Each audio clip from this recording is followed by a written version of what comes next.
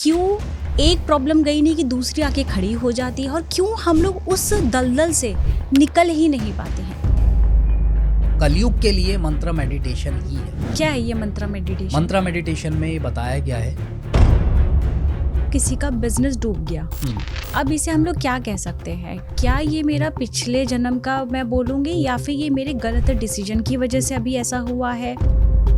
शास्त्र कहते हैं कि पहले भगवान आपको गुरु देते हैं, फिर गुरु आपको भगवान देते हैं। लोग कहते हैं कि अरे भगवान की इच्छा होगी तो हम मंदिर जाएंगे। हाँ, पिक्चर देखने जाते तब तो नहीं बोलते भगवान की इच्छा तो पिक्चर देखने या फिर जाएंगे। कहीं हम यात्रा पे भी जाते तो भी हम लोग ये बोलते हैं जब तक हाँ। वैष्णो देवी माता का बुलावा नहीं आएगा तब तक मैं नहीं जाऊंगी। ये मंत्र इतना स्ट्रॉन्ग है, मुझे ऑलमोस्ट आज 14 साल हो गए इस मंत्र को करते हुए, एंड आई हैव रियलाइज्ड कि किस तरीके से लाइफ चेंज होती है लोगों की। मैं वो जानना चाहती हूँ, वो जो हमारे कर्म होते हैं वो हमारे सोल में कहाँ स्टोर होते हैं? अगर आप शिव जी के भक्त हो, बिल्कुल क्लियर कट बोल रहा हूँ आपको, उनसे कुछ मत मांगना, सिर्फ ये कहना। बेसिक फैक्ट ये है कि देवी देवता की एक लिमिट है, वो आपको लिमिटेड चीजें दे सकते हैं और भौतिक चीजें ही दे सकते हैं, वो आपको अध्यात्म नहीं दे सकते। ऐसा क्यों? कि स्वर्ग और नर्क सच में होता है? क्योंकि बहुत सारे लोग ऐसे ही मानते हैं कि स्वर्ग और नर्क सब यही है। जब आप मंत्रा मेडिटेशन करोगे तो आपके इतने सारे थॉट्स आने शुरू हो जाएंगे इनिशियली कि आपको लगेगा कि यार ये तो मुझे लग रहा है चैंटिंग करने से मेरे को ज्यादा प्रॉब्लम आ रही है। हाँ। और वो प्रॉब्लम नहीं आ रही, वो पहले मैं एक मंत्र बोलूंगा फिर आप एक मंत्र बोलिएगा, तो उस हिसाब से चलते रहेंगे तो बहुत अच्छा बेनिफिट मिलेगा।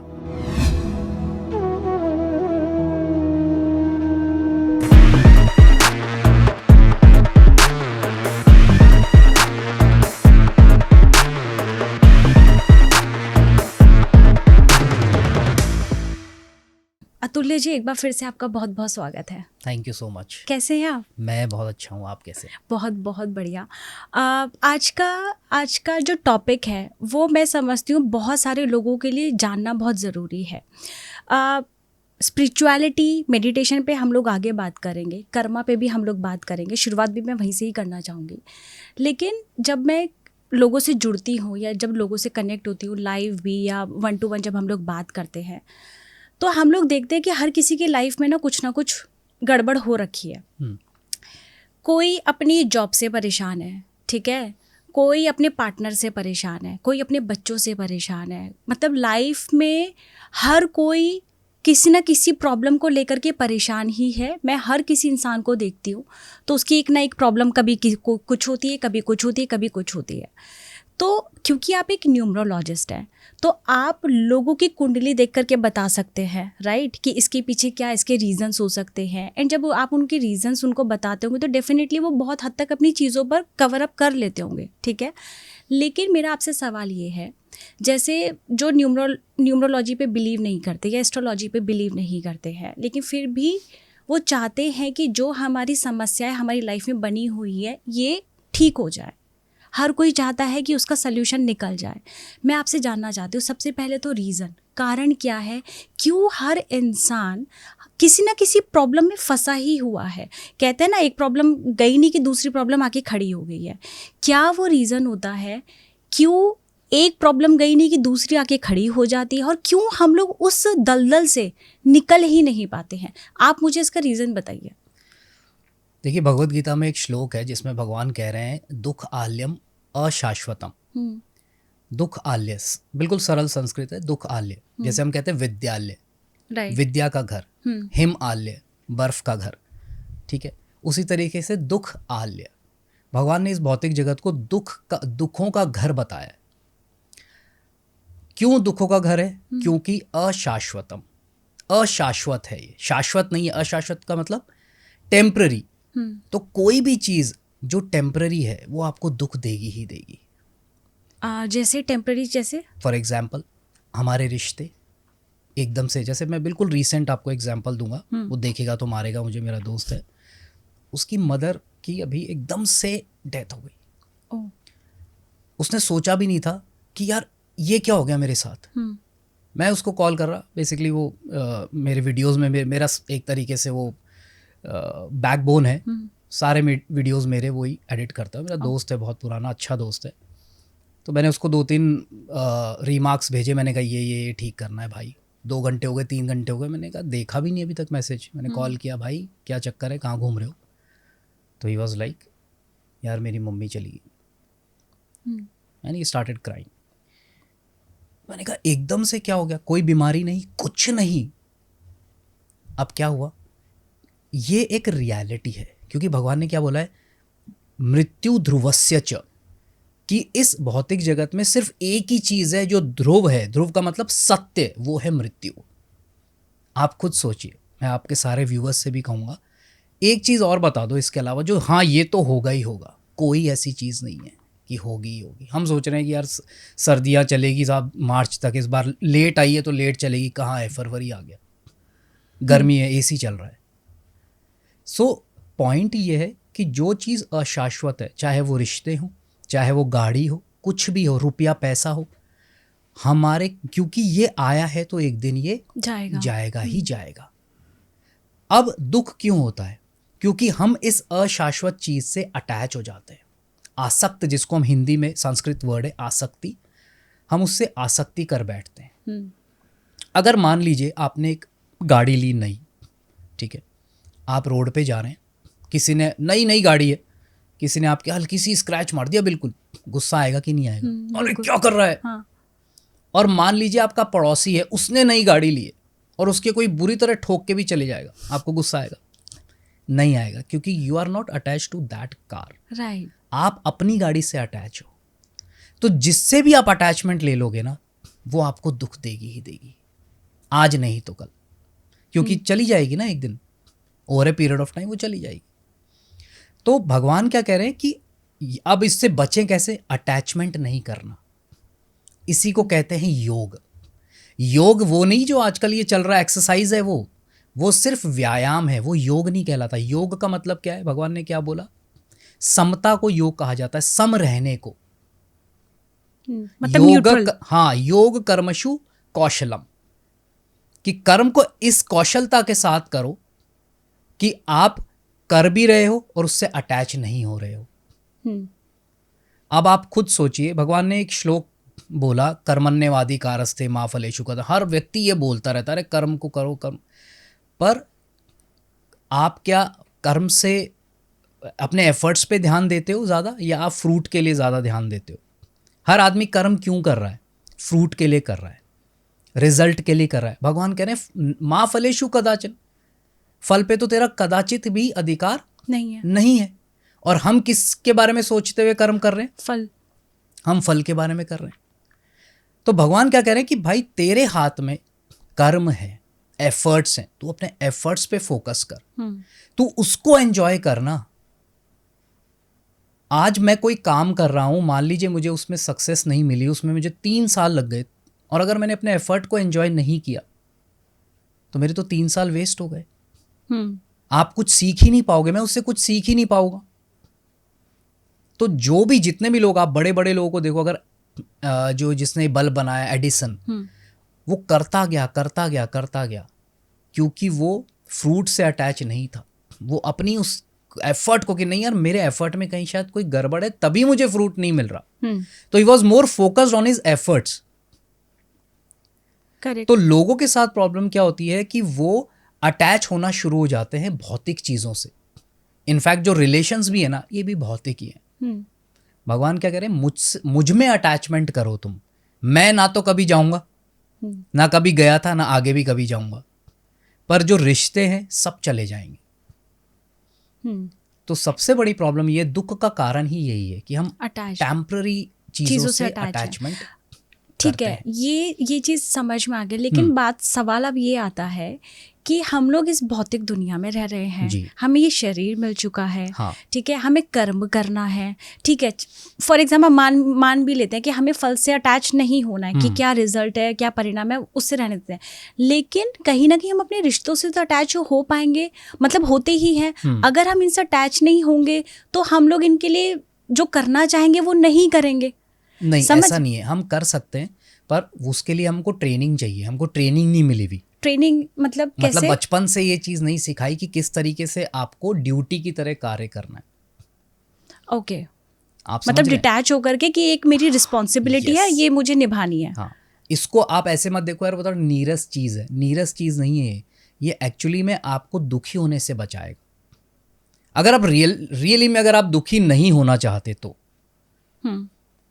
अदरवाइज तो फिर आपको प्रॉब्लम आएगी ही आएगी। तो भगवान देखिए क्या होता है कि हम जिसके साथ रह रहे हैं, ऑब्वियस सी बात है कि हम उससे अटैच होंगे ही होंगे। इनफैक्ट हम लोग चीज़ों से भी हो जाते हैं, रिश्तों तो बहुत बात की बात है, मतलब हम चीज़ों से भी अटैच हो जाते हैं हाँ। कि ये मेरी चीज़ है, मेरी चीज़ है।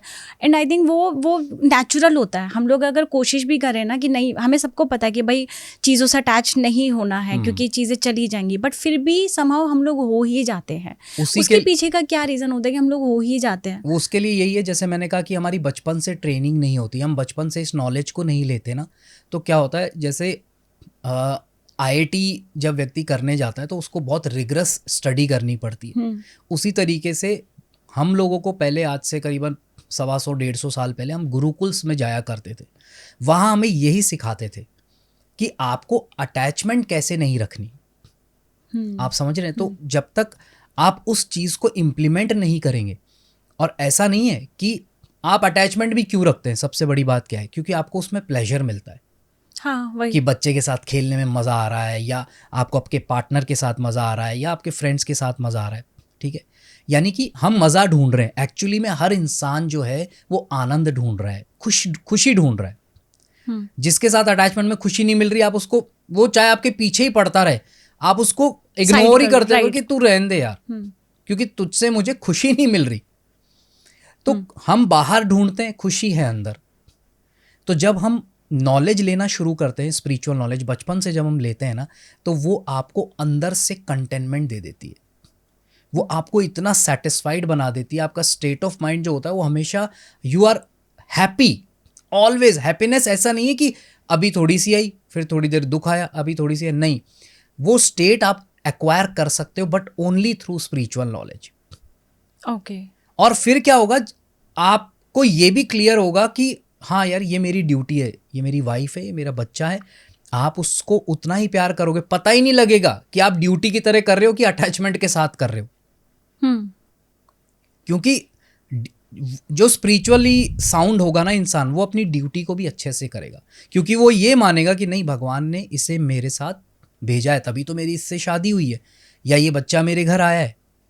अगर मेरा भगवान का इसमें कोई रोल नहीं होता तो मेरे को ये मिलता ही नहीं ना। यानी कि उन्होंने मेरे को ये भेजा है, तो मेरी रिस्पॉन्सिबिलिटी है, और ये भी रिस्पॉन्सिबिलिटी कि मैं इन्हें भी स्पिरिचुअल नॉलेज दूं ताकि ये भी खुश रह सकें। क्योंकि मेरा भी क्या भरोसा, आज मैं चला गया तो वो लोग मेरे से इतने अटैच हैं कि वो लोग बहुत ज़्यादा दुखी हो जाएंगे। तो आपको भी खुश रहना है अंदर से, और उन्हें भी खुश करना है। ओके। तो ये नॉलेज आपको अंदर से बहुत ज़्यादा एकदम कंटेंट कर देती है कि आप फिर सारी चीज़ें आराम से कर सकते हो।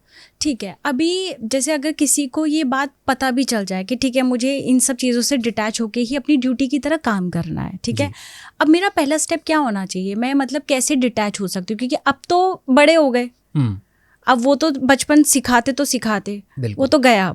अब मुझे आज ये नॉलेज मिल गई है, आज मुझे आज समझ मिल गई है कि ठीक है यार, मुझे चीज़ों से डिटैच होकर के काम करना है। तो नेक्स्ट सवाल आता है, कैसे शुरुआत करूँ, कहाँ से शुरुआत करूँ, क्या मेरी प्रैक्टिसेस होनी चाहिए, क्या मैं अपने माइंड को वो थॉट दूँ जिससे मैं डिटैचमेंट, वो फीलिंग मेरे अंदर आ जाए? बिल्कुल, आपने बहुत अच्छा पॉइंट उठाया, माइंड की आपने बात की अभी। तो सारा खेल मन का ही है, सारी अटैचमेंट जो है, हाँ, अटैचमेंट जो है वो उसी का एक कैरेक्टरिस्टिक है। तो सबसे पहले क्या करना होगा कि माइंड को कंट्रोल करना पड़ेगा। अब माइंड को कंट्रोल करने के लिए हमें क्या करना पड़ेगा कि जितना ज़्यादा माइंड भौतिक चीज़ों से के संपर्क में आता रहता है, उतना ज़्यादा वो कॉन्टैमिनेटेड होता चला जाता है। और एक समझ लीजिए कि एक आईना है, उस पर इतनी मोटी परत, ये आईना है, इससे 1 फीट 2 फीट मोटी धूल की परत चढ़ी हुई है। ये हाल हो गया मन का। हाँ। तो अब जब तक उसको क्लीन नहीं करेंगे, उस पूरी धूल को नहीं हटाएंगे, तो हमको शक्ल अपनी दिखेगी नहीं। उसी तरीके से माइंड, एक्चुअली में भगवान ने गीता में बोला है कि मन एक मनुष्य का सबसे बड़ा मित्र भी है और सबसे बड़ा दुश्मन शत्रु भी है। शत्रु क्यों है? अगर आप उसके हिसाब से चल रहे हो तो वो आपका शत्रु है, और वो अगर आपके हिसाब से चल रहा है तो वो आपका सबसे बड़ा मित्र है, क्योंकि फिर वो आपको करेक्ट गाइडेंस देगा। तो उसके लिए उसकी वो जो गंदगी है, वो जो कंटामिनेशन है, उसको क्लींज करना पड़ेगा। इसी को कहते हैं हम कॉन्शियसनेस की क्लींजिंग।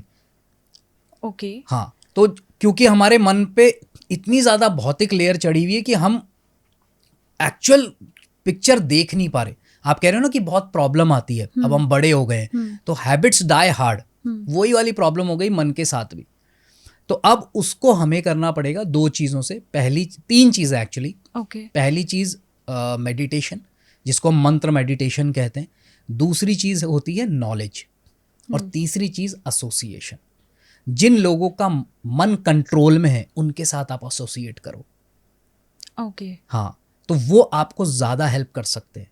अभी कभी कभी पॉसिबल नहीं होता है, घर में हैं ऐसे लोग जो मतलब मन को शांति भी करना चाहो लेकिन वो इतना अशांत कर देते, उनकी शक्ल देख के गुस्सा आने लगता है। बहुत सारे लोगों की है ऐसी कंप्लेंट्स। हाँ। वो ऐसे लोगों से एसोसिएट हो ही नहीं पाते कि उसके साथ 2-4 मिनट भी बैठो तो मन शांत हो जाए। हाँ। कुछ ना कुछ चीज़ें हो ही जाती है कि मन अशांत हो जाता है, नहीं हो पाता। हम लोग ऐसे लोगों से एसोसिएट नहीं हो पाते हैं। फिर क्या करूँ मैं? तो पहले दो स्टेप्स को आप बहुत अच्छे से करो। ओके। मेडिटेशन करो, मंत्रा मेडिटेशन करो। कलयुग के लिए मंत्र मेडिटेशन ही है। क्या है ये मंत्रा मेडिटेशन? मंत्रा मेडिटेशन में ये बताया गया है, कली संतरण उपनिषद है। जैसे हर युग के लिए अलग अलग उपनिषद हैं, उनके बारे में बताया गया है कि इस युग में ऐसा था, इस युग में ऐसा था। अच्छा। अब कलयुग के लिए जो एक स्पेसिफिक उपनिषद है वो है कली संतरण उपनिषद। ओके। कली संतरण, कली मतलब कलयुग, संतरण का मतलब जो इसमें आपको तारे। हर युग के अंदर आपको क्या होता है कि जो प्रॉब्लम्स है उससे कैसे बाहर निकले, बिल्कुल लेमैन लैंग्वेज में, क्या आप इस कलयुग में प्रॉब्लम से कैसे बाहर निकल सकते हो। ओके। तो वो माइंड कंट्रोल से कर सकते हो आप, ठीक है। उसके लिए आपको प्रोसेस करना पड़ेगा। सो हुआ ये कि जब कलयुग स्टार्ट हुआ तो नारद जी गए ब्रह्मा जी के पास। हे प्रभु, घोर कलयुग आ गया, ये क्या हो गया, अब तो कुछ नहीं बचा, सब खत्म हो गया। तो ब्रह्मा जी ने बोला, अरे भाई आराम से, क्या हो गया, क्या प्रॉब्लम हो गई? कि अरे प्रभु, भगवान कृष्ण तो चले गए द्वापर युग खत्म होते ही अपने धाम को, और उनके साथ समस्त मंत्रों का फल, समस्त व्रतों का फल, हर चीज तो उनके साथ वापस चली गई। अब क्या होगा? ये जो कलयुग के जीव हैं जिनको एक्चुअली में सबसे ज्यादा जरूरत है, क्योंकि द्वापर तक लोग फिर भी सही थे। कलयुग में तो बहुत ज्यादा प्रॉब्लम्स आने वाली हैं, क्या होगा इनका? तब ब्रह्मा जी ने बोला, हरे कृष्ण कृष्ण कृष्ण हरे हरे, हरे राम राम राम हरे हरे, इति षोडशकम नाम। षोडशका मतलब 16। ये जो 16 नाम है, कली कलमश नाशनम, सिंपल है लैंग्वेज। कली कलमश, कली की जितनी भी कलमश है उसका ये नाश करेगा। नातः परोत्र उपायः, इससे पर, इसके बियॉन्ड कोई उपाय नहीं है। सर्व वेदेषु दृश्यते, सारे वेदों पर भी अगर हम दृष्टि डालते हैं तो कलयुग में इससे तगड़ा, इससे जबरदस्त कोई उपाय नहीं है। ये मंत्र इतना स्ट्रांग है, मुझे ऑलमोस्ट आज 14 साल हो गए इस मंत्र को करते हुए, एंड आई हैव रियलाइज्ड कि किस तरीके से लाइफ चेंज होती है लोगों की लाइफ चेंज होते हुए हमने देखी है। और पूरे वर्ल्ड में लाखों लोगों की लाइफ चेंज हुई है। ऐसे ऐसे लोगों की लाइफ चेंज हुई है जो प्रोस्टिट्यूशंस में थे, बीफ खाते थे, इतना मीट ईटिंग करते थे, अल्कोहल ये वो सब कुछ करते थे, आज वो भी मेडिटेशन कर रहे हैं, स्पिरिचुअल लाइफ को फॉलो कर रहे हैं। ऐसे ऐसे लोगों से मैं पर्सनली मिला हुआ। मैं अपने बारे में बताता हूँ, मैं खुद ये चीज़ें करता था। अच्छा। मतलब बहुत पूरा नहीं, हाँ स्मोकिंग ड्रिंकिंग में मैं था। मीट ईटिंग मैंने कभी नहीं की, 1-2 बार की, पर मुझे कभी पसंद ही नहीं आई। बट हाँ, ड्रिंकिंग और उसमें मैं था, क्योंकि पता ही नहीं था ना कि करना क्या है, क्या करना है और क्या नहीं करना, हमें पता ही नहीं था। पर जब हम अपने स्पिरिचुअल टीचर से मिले, जो हमारे स्पिरिचुअल गाइड हैं, उनसे मिले, तब समझ में आया कि अच्छा यार ये बात है। सो वही मैंने कहा ना, meditation and knowledge, when you get into contact with the knowledge, आपको पता लगता है कि अच्छा यार ये चीज़ है क्या, this is how we have to live, this is the fact. तब जाके आपके चक्षु खुलते हैं और आपको चीजें फिर क्लियर दिखनी शुरू हो जाती है। अच्छा, तो वो नॉलेज कौन सी, मतलब अपनी नॉलेज या फिर सामने वाली मतलब चीजें? स्पिरिचुअल नॉलेज, भगवत गीता की नॉलेज। भगवत गीता की, हाँ, okay. क्योंकि भगवत गीता जो है वो शास्त्रों का सार है। यहाँ तक कि आदि शंकराचार्य जो साक्षात पद्म पुराण में आता है कि शिवजी के अवतार हैं, उन्होंने भी कहा है कि भगवत गीता जो है वो समस्त वेदों का सार है। तो अब प्रॉब्लम क्या है, वेद जो हैं उनमें तो लाखों करोड़ों मंत्र हैं। हम इस लाइफ में क्या, हम 50 लाइफ में नहीं कर सकते, वो इतने मंत्र हैं उसमें। तो भगवान जानते थे कि ये कलयुग के जो जीव हैं ये बेसिकली इनके बस की कुछ नहीं है, ये ना तो स्पिरिचुअल होंगे, वो पहले से उन्हें पता था। पर फिर भी क्योंकि वो इतने कृपालु हैं, यार कुछ तो दे जाऊं इनको, तो उन्होंने जाते जाते भगवत गीता हमें दे दी। सिर्फ 700 श्लोक, ओनली 700 श्लोक। और सोचिए आपकी पूरा सार, करोड़ों मंत्रों का सार उन्होंने सिर्फ 700, और वो भगवान ही कर सकते, वो और कोई कर भी नहीं सकता। उन्होंने वो श्लोक दे दिए हमें, उसका सार समझना कि और उसको कैसे आपको लाइफ में इम्प्लीमेंट करना। बस अगर हम इसको भी प्रैक्टिस में ले आए, अब उसको समझने के लिए यू नीड अ टीचर। तो आपको एक प्रॉपर टीचर के पास जाना पड़ेगा, उससे सीखना पड़ेगा, तो वो बताएगा आपको किस तरीके से आपको प्रैक्टिस करनी है। बट अभी आप टीचर के पास नहीं जा सकते। आप ये भी कहोगे कि सर आजकल तो इतने ज़्यादा लोग हो गए हैं कि वी डू नॉट नो कि कौन सही है और कौन गलत है। हाँ, हैं गलत, मैं मानता हूँ, मैं मानता हूँ गलत लोग भी हैं।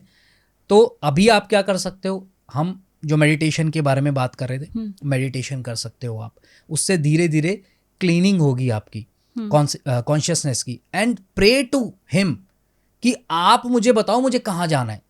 ये चीज़ याद रखिएगा, ये शास्त्र कहते हैं कि पहले भगवान आपको गुरु देते हैं, फिर गुरु आपको भगवान देते हैं। जब आप प्रे करते हो उनसे, तब वो आपको एक ऐसे टीचर के पर आपकी जो संकल्प है that should be very strong. आप ये मांगना उनसे, मैं आप सबसे ही कहता हूँ कि भगवान मुझे सत्य जानना है, चाहे वो कितना भी कड़वा हो, मुझे उससे कोई मतलब नहीं। सत्य मतलब खुद के बारे में या? हाँ, मतलब स्पिरिचुअल नॉलेज, क्योंकि क्या होता है स्पिरिचुअल लोग भी बहुत सारी चीजें बता रहे हैं ना। हाँ, कंफ्यूजन बहुत है, तो उसमें ऑब्वियसली कुछ सच होगा, कुछ मनगढ़ंत होगा। बिल्कुल बिल्कुल। तो आप भगवान से मांगो कि मुझे जो सत्य है वो जानना है, चाहे वो कितना भी कड़वा। और सत्य एक्चुअली कभी कड़वा नहीं होता, हम बीमार हैं इसलिए हमें कड़वा लगता है। राइट। एक आदमी जो 15-20 दिन बुखार में पड़ा है, जॉन्डिस में पड़ा है, उसको आप गन्ने का जूस भी पिलाओगे तो उसको कड़वा ही लगेगा, क्योंकि वो बीमार है। पर वो पीता जाएगा पीता जाएगा पीता जाएगा, और थोड़े दिनों बाद उसका टेस्ट बड्स आ जाएंगे।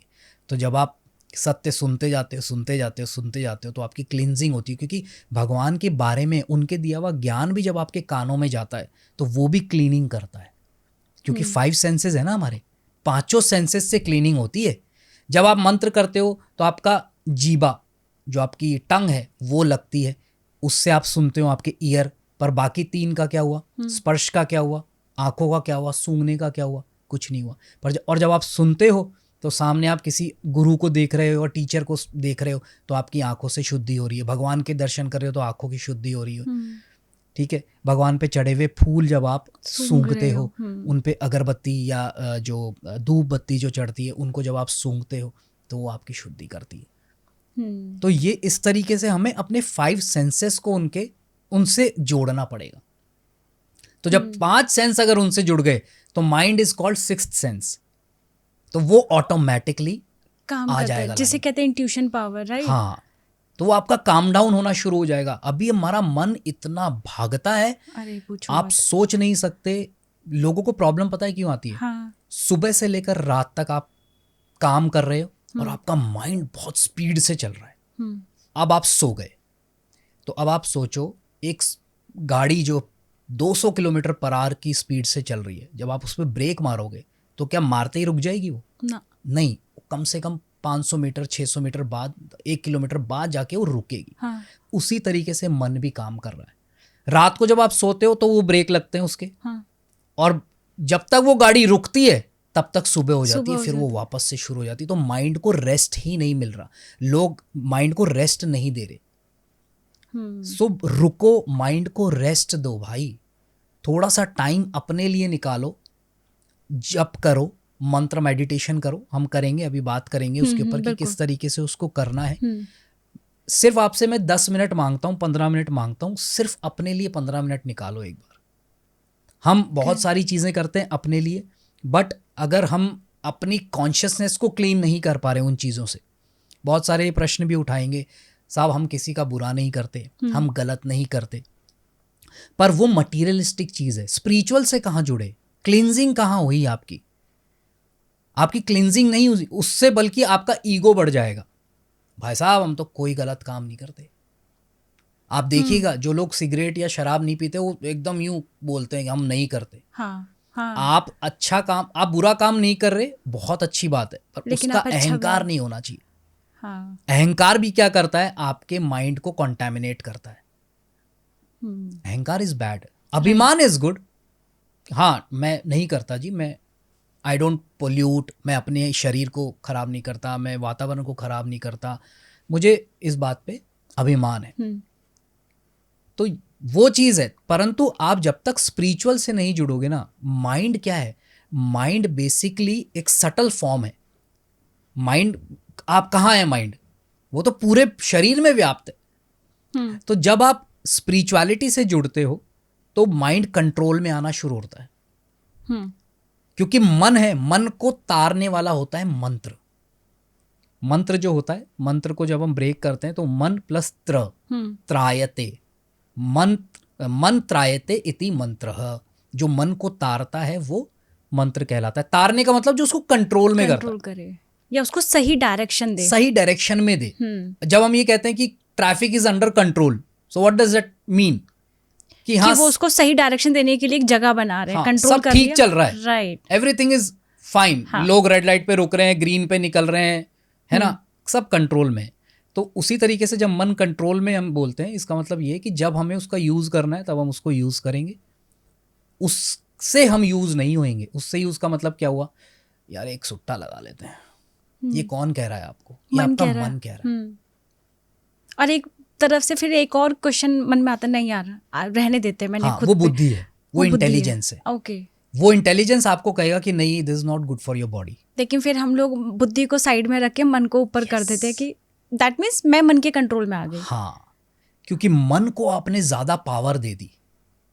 ओके, तो ये तो बहुत सारी चीजों में होता है, हम लोग पूरे दिन में तो सारे पूरे मन के कंट्रोल में ही है, राइट। तो ये आपने कहा कि मन को कंट्रोल करने के लिए आप मेडिटेशन कर सकते हैं, मंत्रा मेडिटेशन, नॉलेज होनी चाहिए। मंत्रा मेडिटेशन क्या है, इसकी कैसे प्रैक्टिस हम लोग कर सकते हैं, ये मैं पॉडकास्ट के एंड में आपसे जानूंगी, ठीक है, ताकि लोग जो है पहले चीज़ों को समझ लें, देन उसको कैसे करना है इम्प्लीमेंट, वो हम लोग उस पर डिस्कस बाद में करेंगे।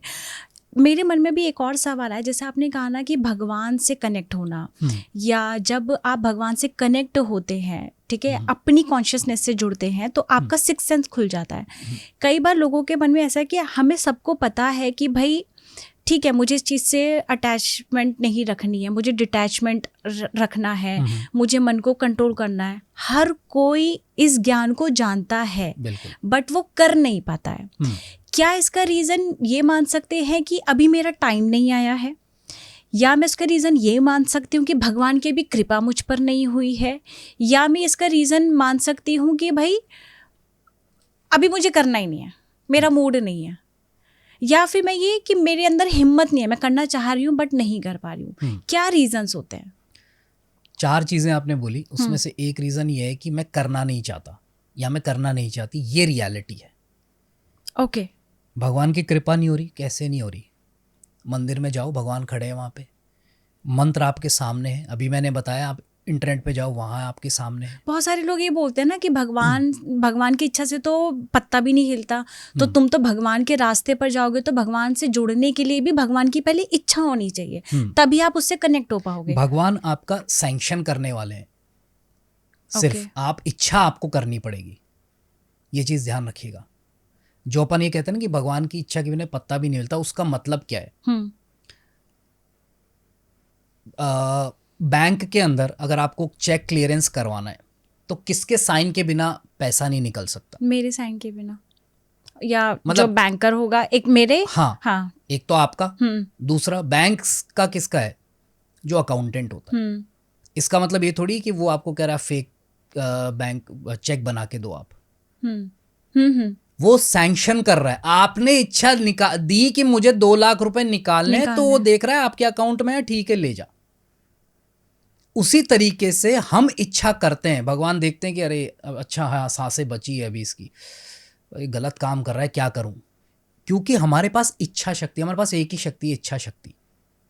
ओके। हाँ, क्योंकि भगवान ने गीता में भी जब पूरा ज्ञान दे दिया ना अर्जुन महाराज को, फिर लास्ट में क्या बोला, अब मैंने तेरे को सब बता दिया, अब जैसी तेरी इच्छा है तू वैसा कर, यत इच्छेसी तथा कुरु, अब तेरी जैसी इच्छा है तू वैसा। क्योंकि अगर इच्छा भी वो हमारी रोक देंगे ना तो हमारी इंडिविजुअलिटी खत्म हो जाएगी।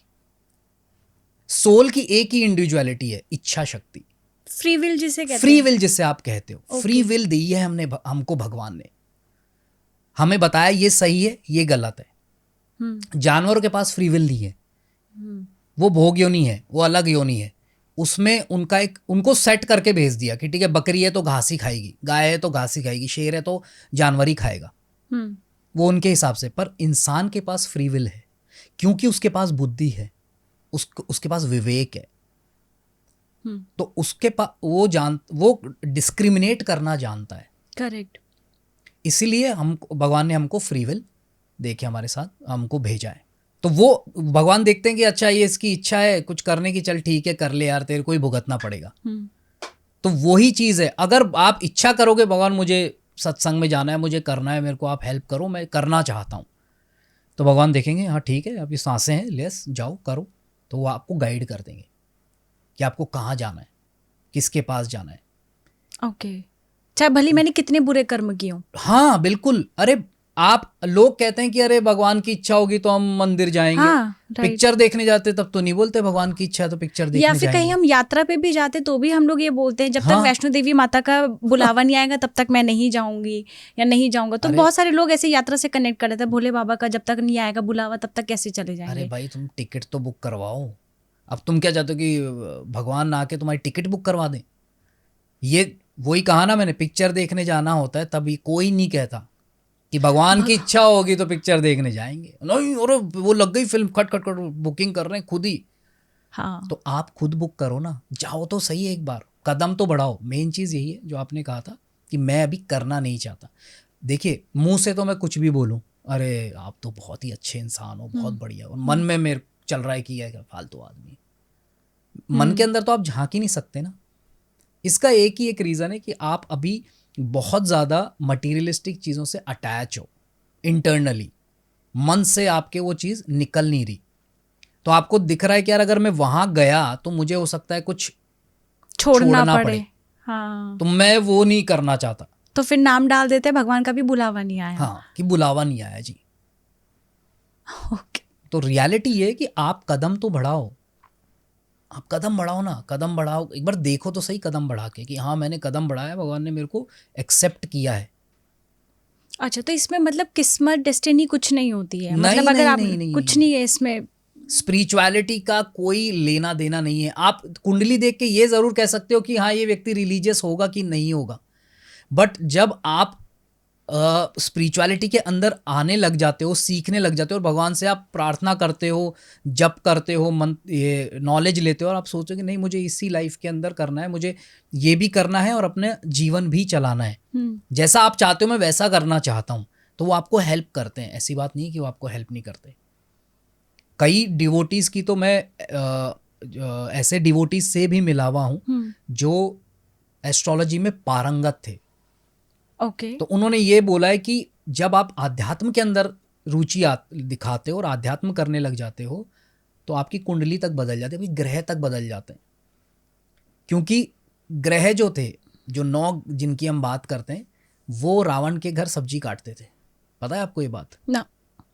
जब हनुमान जी ने लंका में आग लगा दी तो देखने गए कि राम जी ने कहा देख क्या हो यार, कुछ बच तो नहीं गया कोई। हाँ, शनिदेव का तो याद है मुझे। हाँ, अच्छा, सारे तो ही सारे सब वहीं सारे पे ही, यस शनिदेव अच्छा। तो उनको तो बांध के पटक रखा हाँ, था। हाँ, बाकी ग्रह ये जितने भी हैं वो सब्जियां काटते थे उसके घर में।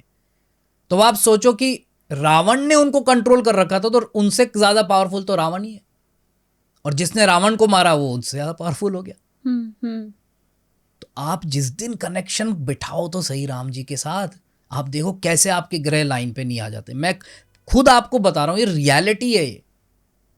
आप एक बार उनसे कनेक्शन बिठाओ तो सही, धीरे धीरे चीज़ें ऑटोमेटिकली लाइन अप होना शुरू हो जाएगी।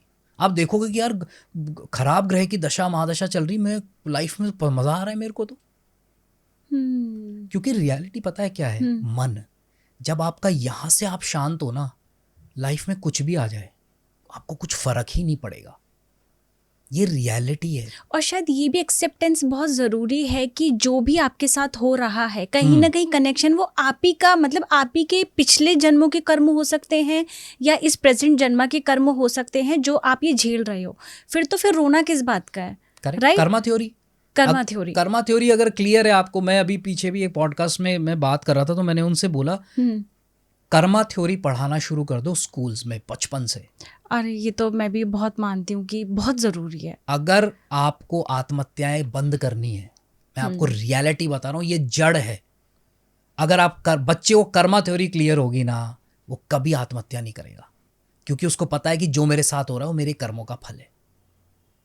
आप खुद बताओ, जब आपको ये पता, कोई बच्चा है, आप गए एग्जाम देने और रिजल्ट आया, फेल हो गए, ऊपर से तो रो रहे हो, मन में आपको पता है तो पढ़ाई तो की नहीं थी, पास कहाँ से होऊंगा।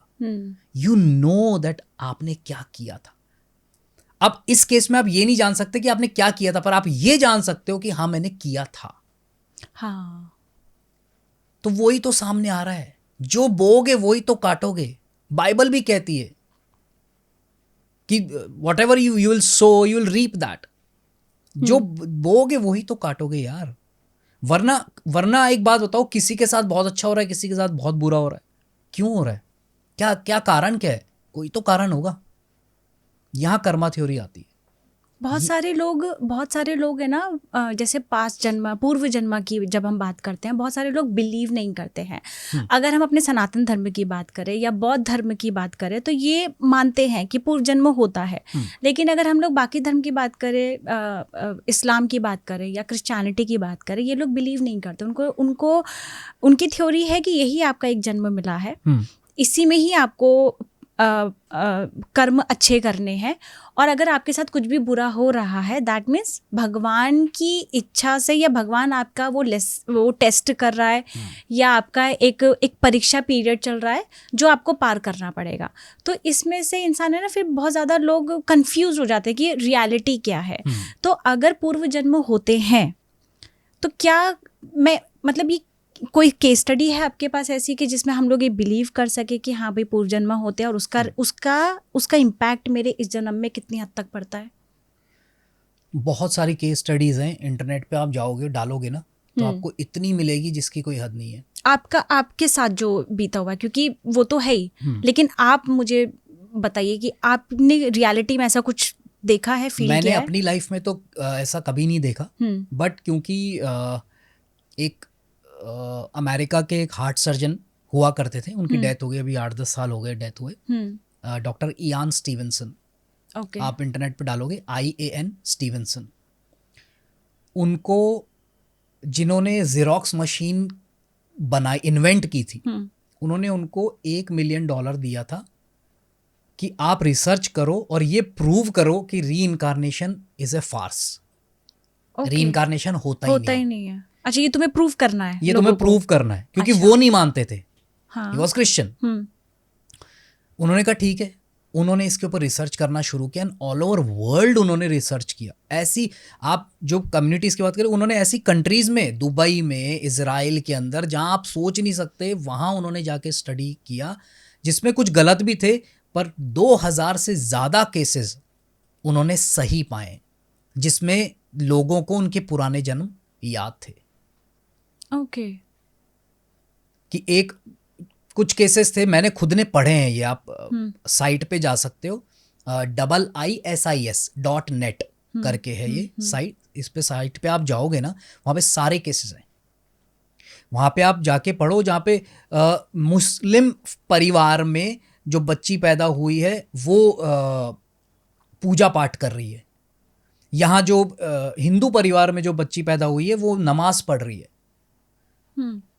बचपन से पंजाबी बोल रही है, अरेबिक कंट्री में पैदा हुई है, कोई पंजाबी हो, लेना देना नहीं, पर घूम रही है, देखा मॉल में कुछ सरदार लोग आए हुए, सरदार फैमिली आई हुई, वहां जाके उनसे कन्वर्सेशन कर रही है पंजाबी के अंदर। हाँ, ये केसेस तो बहुत देखे, टीवी पे भी आते हैं, न्यूज में भी आते हैं। हाँ, रिग्रेशन प्रोसेस होता है एक, जिसे हम सम्मोहन कहते हैं, कि सम्मोहन करके आपको पीछे ले जाने का वो एक प्रोसेस है पूरा, ये फील्ड है डॉक्टरी के अंदर। तो एक कई केसेस हैं, मैं जो एक केस मैंने पढ़ा है, उसमें एक लेडी को करने गए कुछ डॉक्टर्स की टीम, तो बीबीसी पे आया था ये बहुत साल पहले, लाइव किया था किसी ने, तो वहाँ पे बीबीसी की टीम भी थी, वो डॉक्टर्स गए उस लेडी के साथ, वो किया उन्होंने, ऑस्ट्रेलिया की वो लेडी, और थोड़ी देर बाद उसने फ्रेंच बोलना शुरू कर दिया। अच्छा। हाँ, उसने बताया कि मैं कहाँ रहती थी, अपने गांव का नाम बताया, कैसे शादी हुई, कहाँ शादी हुई, उसने चर्च का बताया सारा। तो जब उन्होंने मैप मंगाए कि मैप में देखो ये जो गांव का नाम बता रही है ये है भी कि नहीं, तो उन्होंने देखा कि नहीं है। फिर उसमें से एक डॉक्टर जो थोड़ा ओल्ड एज था, उसने कहा पुराने मैप लेकर आओ, और ज़्यादा 200-250 साल पुराने मैप लाओ, बिकॉज नाम चेंज हो जाते हैं, जैसे बॉम्बे मुंबई हो गया, मद्रास चेन्नई हो गया। तो उन्होंने जब पुराने मैप देखे तो उसमें वो गांव का नाम था। फिर वो वहाँ टीम लेके गए, फिर उसने बताया था कि इस चर्च में मेरी शादी हुई थी, यहाँ पे दरवाज़ा था, तो उन्होंने देखा वहाँ दरवाज़ा नहीं है, वहाँ दीवार है। पर जब उन्होंने ध्यान से देखा तो जब आप वो मार्क होता है, उसका आउटलाइन मिली।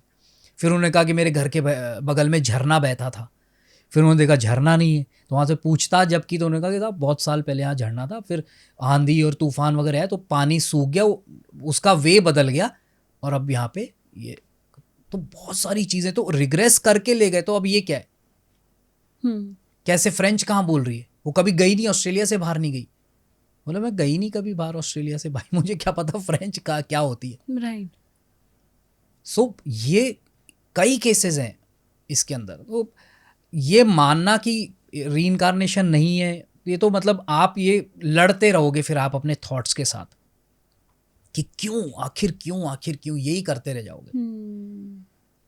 अब मैं इस चीज़ को कभी भी ये नहीं कहूँगा कि बढ़ावा नहीं दे रहा मैं, कि ठीक है जैसा होना, कुछ लोग आएंगे ये प्रश्न, लोग बोलेंगे कि साहब फिर तो जो होना है वो तो हो जाएगा, हम तो फिर बैठे रहते हैं। नहीं, क्योंकि आपको ये नहीं पता कि करने से होगा या बिना करे होगा।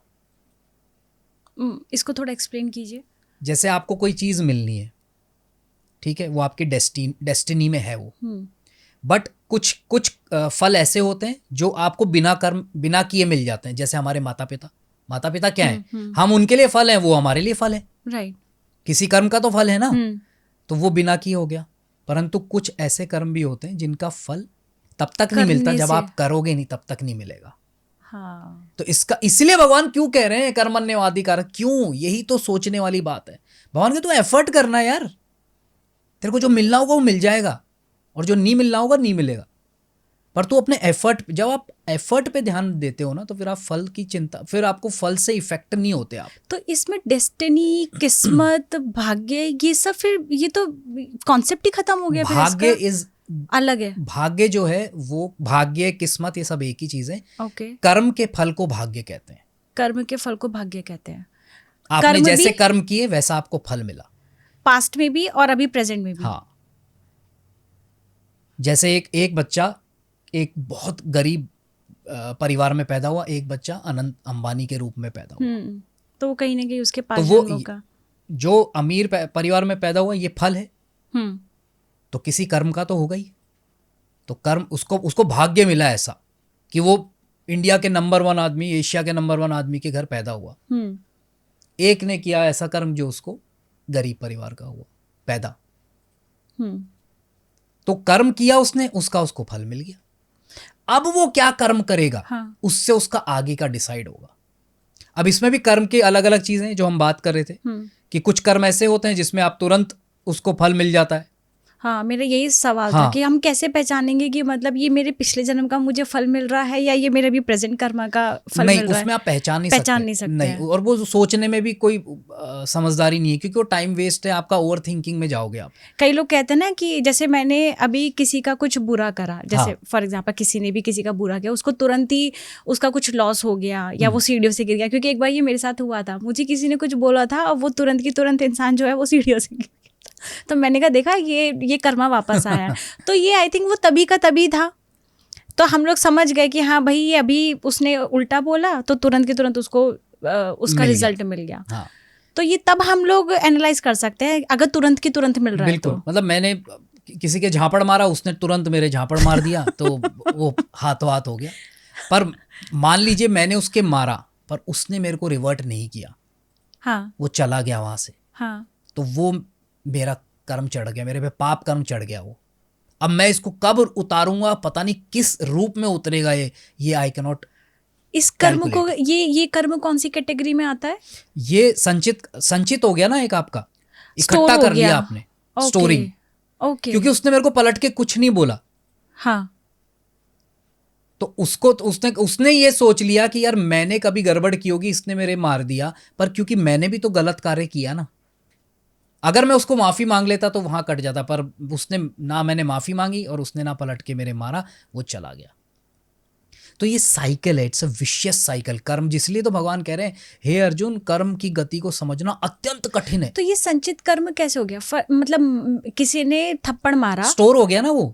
लेकिन अगर सामने वाला ये कह रहा है कि मैंने भी इसको मारा होगा, तो हाँ। थप्पड़ उसने मार दिया तो वो तो बैलेंस हो गया ना फिर। वो मैंने सोच लिया, वो हाँ। तो मेरी थिंकिंग है। पर जिसने मारा थप्पड़, वो तो गलत कार्य किया ना उसने। क्या पता बैलेंस हो रहा हो दोनों को, उसने हो मारा सकता है उसको। बैलेंस कर रहा हो सकता है नया कर्म बनाया हो, out of ignorance, out of passion. लेकिन इंटेंशन गलत थी तो आई थिंक वो इसलिए वो उसमें संचित कर्मा में हमारा वो इसमें गलत ये कर्मा चीज में भी आ होती गया। है कि आपको किस चीज का पुराना मिल रहा है, कोई कौन सा कर्म आप नया बना रहे हो, ये भी होता है इसके अंदर। कि कई आप सेम टाइम पे पता नहीं चलता कि आप पिछला उतार रहे हो हाँ, या नया चढ़ा रहे हो कर्मा। वरना क्यों कहेंगे कि यार आप अच्छे कर्म करो। अगर सब कुछ ही पुराना ही चल रहा है तो फिर ये बात ही नहीं, भगवान क्यों कह रहे हैं फिर ओके। कि जो करना चाहिए, जो कर्तव्य है वो करो, जो अकर्तव्य है उसे मत करो। अच्छा, तो ये हमारा संचित कर्मा है। तो आपको मिल गया, ये आपकी बात है कि आपने सोच लिया कि ठीक है यार मैंने कुछ गड़बड़ की होगी, तो आप बच गए। वरना रिवर्ट कर देते तो फिर गड़बड़ हो सकती थी। समझ रहे हो आप? इसमें मेरा एक और सवाल है, जैसे फॉर एग्जांपल किसी का बिजनेस डूब गया, ठीक है, बहुत टाइम से बहुत अच्छा चल रहा था, लेकिन अचानक कुछ ऐसा हुआ कि उनके बिजनेस में बहुत, उन्हें फाइनेंशियली बहुत लॉस हुआ है। अब इसे हम लोग क्या कह सकते हैं? क्या ये मेरा पिछले जन्म का मैं बोलूँगी या फिर ये मेरे गलत डिसीजन की वजह से अभी ऐसा हुआ है? तो क्या किसको ब्लेम करूं, मेरे पास जन्म के कर्मों को या फिर अभी प्रेजेंट के मेरे डिसीजन मेकिंग को? पुराने जो आपके कर्म है उसके हिसाब से आपका ये आपको मिलना था, ये आपको मिल गया। क्योंकि सडन एकदम डाउनफॉल हुआ है इसलिए। बिल्कुल नहीं, सिर्फ सडन की बात नहीं है। अगर आपको कोई चीज़ मिल रही है तो वो भी आपके प्रीवियस पास्ट कर्मास की वजह से मिल रहा है मोस्टली। और जो नहीं मिल रहा या नुकसान हो रहा है वो भी उसी की वजह से है। ओके। आपके तो सिर्फ एफर्ट्स चल रहे हैं, आप एफर्ट कर रहे हो। कौन इंसान है जो धोखा खाना चाहता है, या कौन इंसान है जो नुकसान खाना चाहता है? पर फिर भी उसने गलत डिसीजन लिए ना। अगर उसे पता होता कि मेरे को नुकसान होगा तो क्या वो डिसीजन लेता? नहीं। परंतु क्योंकि आपके साथ ऐसा होना था, तो आपका जो सूक्ष्म शरीर है, जो हम बात कर रहे थे अभी, उसमें गाइडेंस, उसमें थॉट्स ऐसे आते हैं कि ये डिसीजन ले। ओह हाँ, क्योंकि वो आपको चीज़ मिलनी है। देखिए क्या होता है, जब विधि का विधान होता है, हाँ, जब आपने कुछ गलत किया है तो आपको उसका फल भी भोगना पड़ेगा। हाँ, ये तो फिक्स है। फिक्स है। हाँ। तो आपको फिर वैसे ही थॉट्स तो आएंगे, फिर वो आप भोगोगे कैसे? तभी तो कहते ना, अरे यार मेरी तो मती मारी गई थी जो मैंने इस शेयर में पैसे लगा दिए। क्यों हुआ वो आपके साथ? क्योंकि आपको वो भोगना था। ओह, आपने फुल एनालिसिस किया, आपने सब कुछ अच्छा करने की कोशिश की, परंतु उस समय पे आपको वो नुकसान उठाना पड़ना था, तो आपने वो डिसीजन लिया। इसीलिए, और कई चीज़ें क्या होती है कि भगवान ने बताया भी है, भाई लोभ को हमेशा गलत कहा है, ग्रीड को हमेशा गलत कही है। पर शेयर्स में जो भी पैसा डुबाते हैं वो सब ग्रीड के कारण करते हैं। लेकिन फिर फायदा भी बहुत सारे लोगों का होता है। फायदा भी होता है, तो लोभ भी होता उसमें है, भी पर तो कहीं बहुत सारों greed का नहीं होता, 10% का ही होता है, 90% तो डूबते ही हैं। आप किसी भी एक्सपर्ट से बात कर लेना, वो बोलेंगे 10% भी बहुत ज़्यादा कह रहे हो जी आप। तो फिर भी वो भी तो ग्रीडी होंगे, तब उनका फिर क्यों प्रॉफिट हो हाँ, रहा है? उसको उनको मिलना था उससे, हाँ। उनको उससे मिलना था, और ज़रूरी नहीं कि वो ग्रीडी हो, ये चीज़ भी ध्यान रखना आप। मैं ऐसे लोगों को भी जानता हूँ जो ये कहते हैं कि सर मेरा फिक्स इन्वेस्टमेंट, है, हाँ। एक दिन में 20,000 25,000 का प्रॉफिट बुक किया, उसके बाद मैं भूल जाता हूँ कि शेयर मार्केट ऑन भी है क्या, मैं अपनी ओह। दुकान बंद करके चल देता हूँ। हम्म। और कुछ लोग क्या है, अरे 20 आ गए, अब थोड़ा और लगा दो, खट खट खट खट। मेरे खुद के अपने रिलेटिव के साथ हुआ हुआ है, जो बैठे बैठाए कम से कम 8-10 साल की अपनी कमाई खो दी उन्होंने, सिर्फ इस लालच के उसमें कि अरे यार ये इतना पहुंच गया, अब ये कर लेता हूँ। ऑप्शन ट्रेडिंग, और इसमें तो बहुत खटाखट ऊपर नीचे होता बिल्कुल है। बिल्कुल। शेयर्स में तो फिर भी टाइम लगता है, धीरे धीरे करके ऊपर जाता है, धीरे धीरे करके। इसमें तो बहुत तेज़ी से ऊपर नीचे होती है चीज़ें। उसने खो दिया। अब वो ग्रीड में, पर वो ग्रीड को भी आप इसलिए था क्योंकि उसको वो चीज़ मिलनी भोगनी थी, उसको मिलनी थी। हम्म। तो अब संभलने की बात है। अब यहाँ हाँ। पर आपको संभलना होगा। यही कह रहे हैं कि आपको अब ये जीवन मिल गया है, अब जो आपके साथ आया वो तो ठीक है, पर अब आप कर्म कैसे करते हो। जैसे किसी के किस्मत में 100 रुपये थे, 2 लोग को थे 100 रुपये मिलने, एक के पास 100 गया, एक के पास 100 गया। एक ने उस 100 से क्या किया, अपनी जितना काम आया उतना किया, बाकी उसने गरीबों की कोई हेल्प कर दी, मंदिर में दे दिया कि ठीक है वहाँ पे प्रसादी हो रही है तो प्रसाद के लिए उसने डोनेशन कर दिया, अच्छा काम कर दिया। एक ने उसी 100 रुपये का जुआ खेल दिया, शराब पी ली। तो रिजल्ट दोनों को सेम मिला, 100 रुपया, पर उससे आपने एक नया जो चीज़ बनाई ना, वो डिपेंड करता है कि अब आप क्या करोगे अपनी लाइफ के साथ। अभी तो आपको जो लाइफ मिल गई वो अपने पुराने पर, अब आपको ये नॉलेज मिल गई, स्पिरिचुअल नॉलेज, कि हाँ यार इस लाइफ के साथ मुझे अच्छा करना है। अगर मैं अच्छा नहीं करूँगा तो आगे मुझे प्रॉब्लम आएगी। लोग कहते हैं ना, अरे यार मेरे को इतना दुख क्यों आ रहा है, मेरी लाइफ में क्यों इतना दुख है, कहते हैं ना, हर इंसान कहता है। तो अब आप सोचो कि क्या आप अगले जन्म में भी ये बात कहना चाहोगे क्या? नहीं, कोई नहीं कहना कोई चाहेगा। नहीं कहना चाहेगा। तो आप यहाँ से उसकी नींव डालो कि मुझे राइट कर्मा करना है, मुझे सही कर्म करने। और सबसे सही क्या है, स्पिरिचुअलिटी से जुड़ो, भगवान से आप जुड़ेंगे तो गलत काम कम से कम करोगे। क्योंकि हम ना चाहते हुए भी बहुत सारे गलत काम करते हैं। अभी हम सांस ले रहे हैं, कितने बैक्टीरियाज अंदर जा रहे हैं, हमारी पेट की अंगनी में कितने बैक्टीरियाज मर रहे हैं। एवरी सेकेंड पाप पुण्य साथ चलता है इस भौतिक जगत में। तो आप करोगे क्या यार, ये तो फंस गए, एकदम ही फंसा दिया है, तो कि सांस लेना बंद कर दें फिर।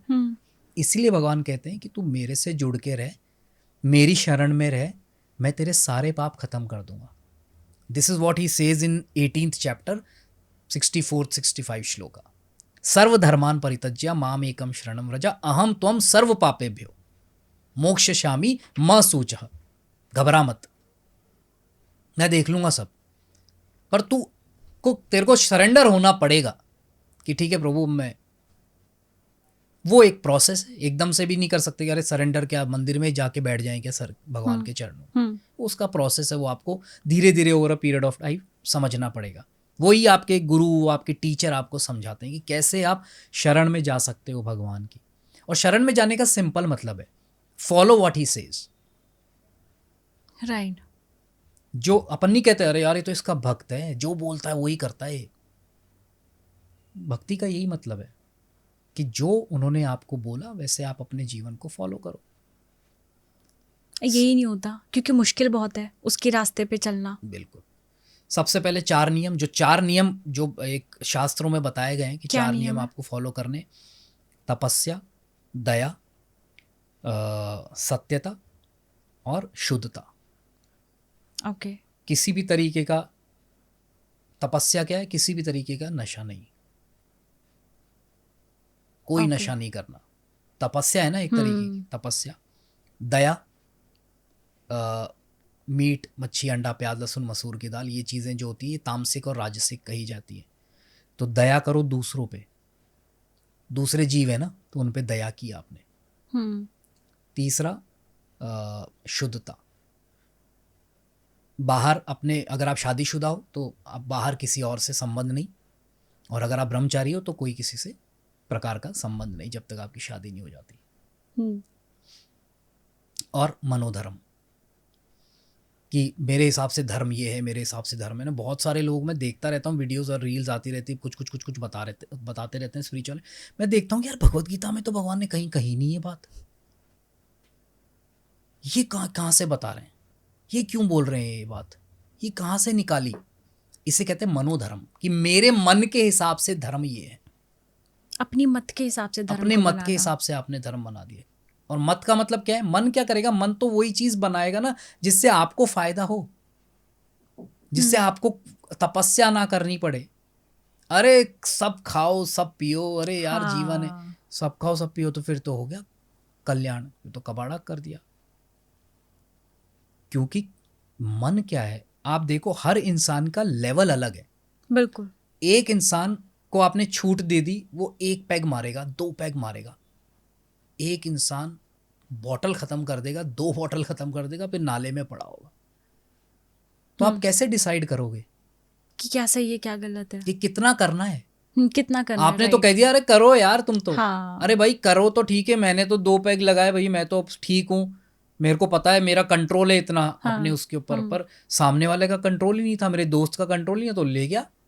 अब वो नाले में पड़ा, मैं उसको संभाल रहा हूँ, उसके घर वाले संभाल रहे हैं, बीमार हो गया, पता नहीं क्या क्या उसको बीमारियां हो गई। तो ऐसी कोई वो नहीं होती, एक फिक्स फॉर्मेट होता है कि जी नशा करना ही नहीं है। तो आपको पता लग गया कि मेरे को नशा नहीं करना। This is how you start controlling. अब छोड़ने से, अब मैं इसमें ये भी कहूंगा, अभी आप 4 नियम को भी सेकेंडरी कर दो, पहले जोड़ो। छोड़ने की बात नहीं करूंगा मैं, जोड़ने की बात करूंगा। मतलब कुछ भी अपनी लाइफ में ऐड ऑन हाँ। करो, वैल्यूज। Yes, Okay. एक्चुअली में जोड़ने को संस्कृत में कहते हैं योग। दिस इज कॉल्ड योग विद्या, कि you add something in life. अब आपको भूख लग रही है, आपको भूख छोड़ दूंगा, छोड़ सकते हो भूख को? ना, नहीं, खाने को जोड़ लो, भूख खत्म।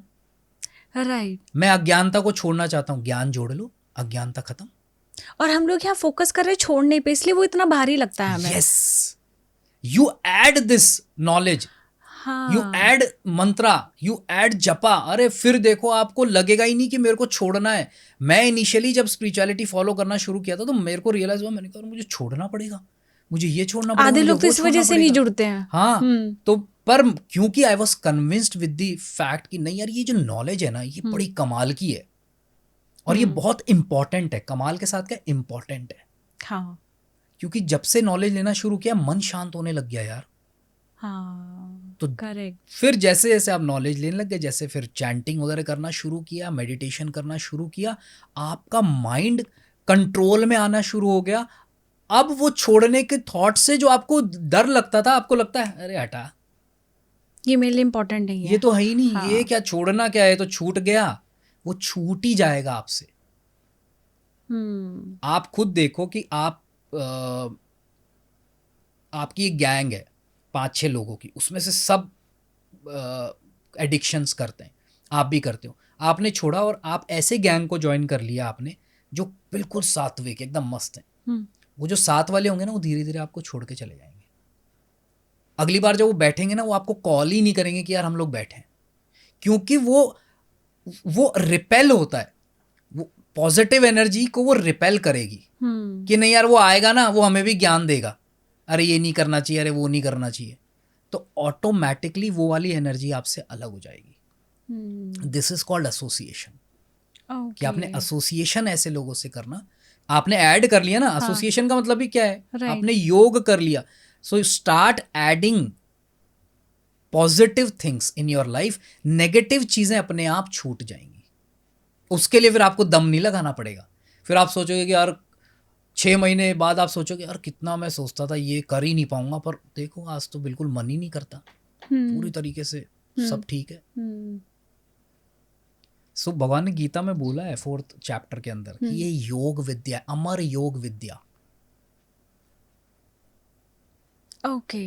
तो इसको ऐड करना है, बस सब ठीक हो जाएगा। Okay, wonderful. जैसे हमने मेडिटेशन की बात की थी, वो ऐड ऑन कर लिया, राइट। ओके, जैसे हम लोग अभी बात कर रहे थे ना कि पूर्व जन्म की बात कर रहे थे, जैसे ठीक है, पूर्व जन्म का हमें कॉन्सेप्ट समझ में आ गया कि कहीं ना कहीं वो कैरी फॉरवर्ड होता है हमारे इस जन्म में। तो वो कहीं ना कहीं तो स्टोर होता होगा, जैसे कहीं आत्मा में स्टोर है, क्योंकि बॉडी तो हमारी चेंज हो गई, अब हमने ये नई बॉडी ले लिया है। तो मैं वो जानना चाहती हूँ, वो जो हमारे कर्म होते हैं वो हमारे सोल में कहाँ स्टोर होते हैं? क्योंकि मैंने ऐसा सुना है कि हमारी बॉडी के भी कई कई पार्ट्स होते हैं, वो हमारी सोल के भी कई पार्ट्स होते हैं। मैं इसके बारे में थोड़ा सा जानना चाहूँगी। सोल के पार्ट नहीं होते एक्चुअली। जो सोल है वो 2 कवरिंग से ढकी हुई है, एक ग्रॉस बॉडी स्थूल शरीर से, एक अच्छा। सूक्ष्म बॉडी सटल बॉडी से। ग्रॉस बॉडी हमारे पंचभूत, ठीक है, वो मिल जाते हैं वापस जब हम जला देते हैं, तो उसी पंचभूत में ग्रॉस बॉडी मतलब हमारी हाँ, ये जो बॉडी ये ना, हमारा ये स्थूल शरीर है। ठीक है। एक होता है सूक्ष्म शरीर, मन बुद्धि और मिथ्या अहंकार से जो बना है, ओके। वो सूक्ष्म है, वो दिखता नहीं है। तो जब व्यक्ति शरीर छोड़ता है तो वो सूक्ष्म शरीर के साथ छोड़ता है। अच्छा। ठीक है। और उसी शरीर के अंदर ये सारी चीजें स्टोर रहती है, हमारे सूक्ष्म शरीर में, सूक्ष्म शरीर के अंदर। ओके।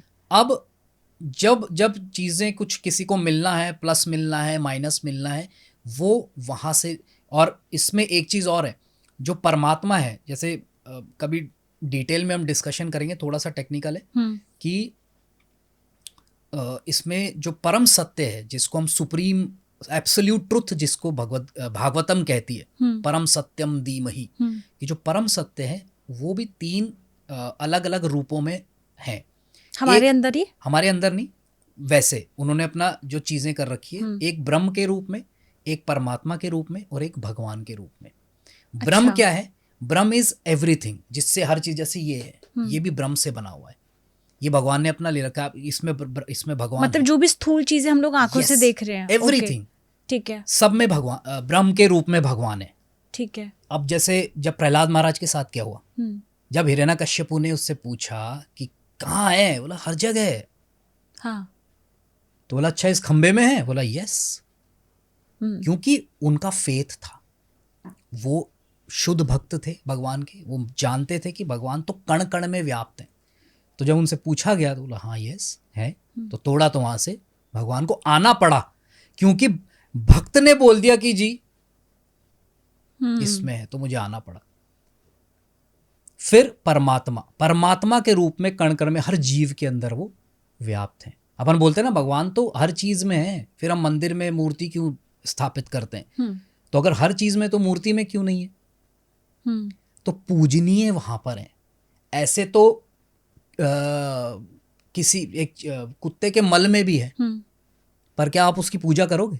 नहीं करोगे ना, वो पूजनीय नहीं है वहां पर क्योंकि भगवान के बाहर कुछ है नहीं। जब भगवत गीता में विराट रूप दिखाया, अर्जुन ने कहा मुझे विराट रूप देखना है, तो भगवान ने कहा चलिए दिखा देता हूं। तो वो क्या देख रहा है कि सब कुछ उनके अंदर जा रहा है और सब कुछ उनके अंदर है। वो कह रहे हैं आप ही तो हो और है क्या, कुछ भी तो आपसे अलग नहीं है। तो भगवान क्या, ये तो सब कुछ हम उन्हीं के अंदर ही बैठे हुए हैं अभी, परंतु भगवान ने उसको सेग्रीगेट कर दिया। तो आत्मा के साथ परमात्मा भी विराजमान है। जो परमात्मा का काम पता है क्या है? वो लेखा जोखा करते हैं हमारे अंदर बैठ हाँ, के। ये इसने ये कर दिया, ठीक है जी, ये उनका काम है। ओके। तो वो भी जब शरीर त्यागते हैं हम, तो जब हम जाते हैं तो वो बता देते हैं कि हाँ भाई इसने ये रही इसकी लिस्ट, उसके हिसाब से फिर उसको अगला शरीर प्राप्त होता है और उसके साथ जो जो चीजें होती है वो सब डिसाइडेड होके भेजते हैं। ओके। तो पहला हमारा ब्रह्म, ब्रह्म फिर दूसरा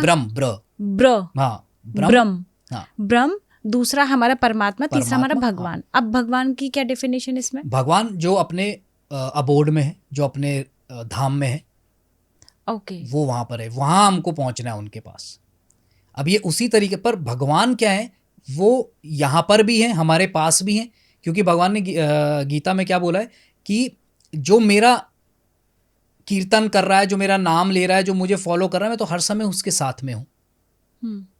और चैतन्य महाप्रभु जो शास्त्रों में क्लियर कट लिखा है, जो कृष्ण और राधा रानी का रूप है साक्षात जॉइंट, वो बोल के गए हैं कि कली काल नाम रूप कृष्ण अवतार, कि कलयुग में कृष्ण के रूप में अवतार लेंगे। कल की अवतार नहीं, कृष्ण नाम के रूप में अवतार लेंगे। तो जब ये नाम जपते हो तो actually when you are speaking Krishna, okay तो उस शब्द कृष्ण में और भगवान में कोई भेद नहीं है. He is saying this. Okay, जब हम लोग नाम जप रहे दैट मीन्स वो हमारे अंदर है, हमारे Yes. साथ है. शास्त्र कहते हैं कि जब आप ध्यान पूर्वक हम्म. भगवान का नाम लेते हो तो राधा रानी और कृष्ण भगवान आपकी जीवा पे डांस करते हैं. हम्म. यस. कली काल नाम रूप है. कली के काल में नाम रूप कृष्ण अवतार की, नाम के रूप में भगवान कृष्ण अवतार लेंगे. तो जब आप हरे कृष्ण, ये जो हरे कृष्ण महामंत्र है ये एक्चुअली भगवान का अवतार है. लेकिन कई लोग की जो भक्ति है या जिनका विश्वास है वो किसी देवी में है या हाँ. शिव में कह लें या फिर राम में कह लें, तो क्या अगर वो भी यही ही मंत्र जपते हैं तो भी कनेक्शन है, तो भी रिजल्ट सेम ही आता है? क्योंकि सबके भगवान की जो डेफिनेशन कहें या सबकी मान्यता जो कहें वो अलग अलग है. अभी आप इसको, जब चाहे आप किसी को भी मानते हो, आप गणपति जी को मानते हो, आप दुर्गा जी को मानते हो, शिव जी को मानते हो, आप हरे कृष्ण महामंत्र को जोड़ लो. आप उनका भी कोई मंत्र कर रहे हो, कोई प्रॉब्लम नहीं है, आप इसको जोड़ लो. मैंने क्या बोला, योग की विद्या है. फिर भगवान पे छोड़ दो वो आपको कहाँ ले जाना चाहते हैं. ठीक है. क्योंकि जब आप देखोगे, एक बहुत बड़े भक्त हुए हैं शिव जी के, नरसिंह मेहता नाम है. आपने सुना होगा, नानी बाई का मायरा होता है, बहुत सारे लोग करते हैं. वो राजस्थान में तो बहुत ज़्यादा चलता है, यूपी में भी खूब चलता है. वो कहानी है नरसिंह मेहता जी के बारे में. 400-450 साल पुरानी बात है, ज़्यादा पुरानी भी नहीं है. तो वो शिव जी के बड़े भक्त थे. तो शिव जी एक दिन आ गए, प्रकट हो गए उनके सामने. बोल भाई क्या चाहिए? बोला नहीं, मुझे कुछ नहीं चाहिए, मैं तो निष्काम भक्ति करता हूँ, मेरे को कोई आपसे वो नहीं चाहिए नहीं.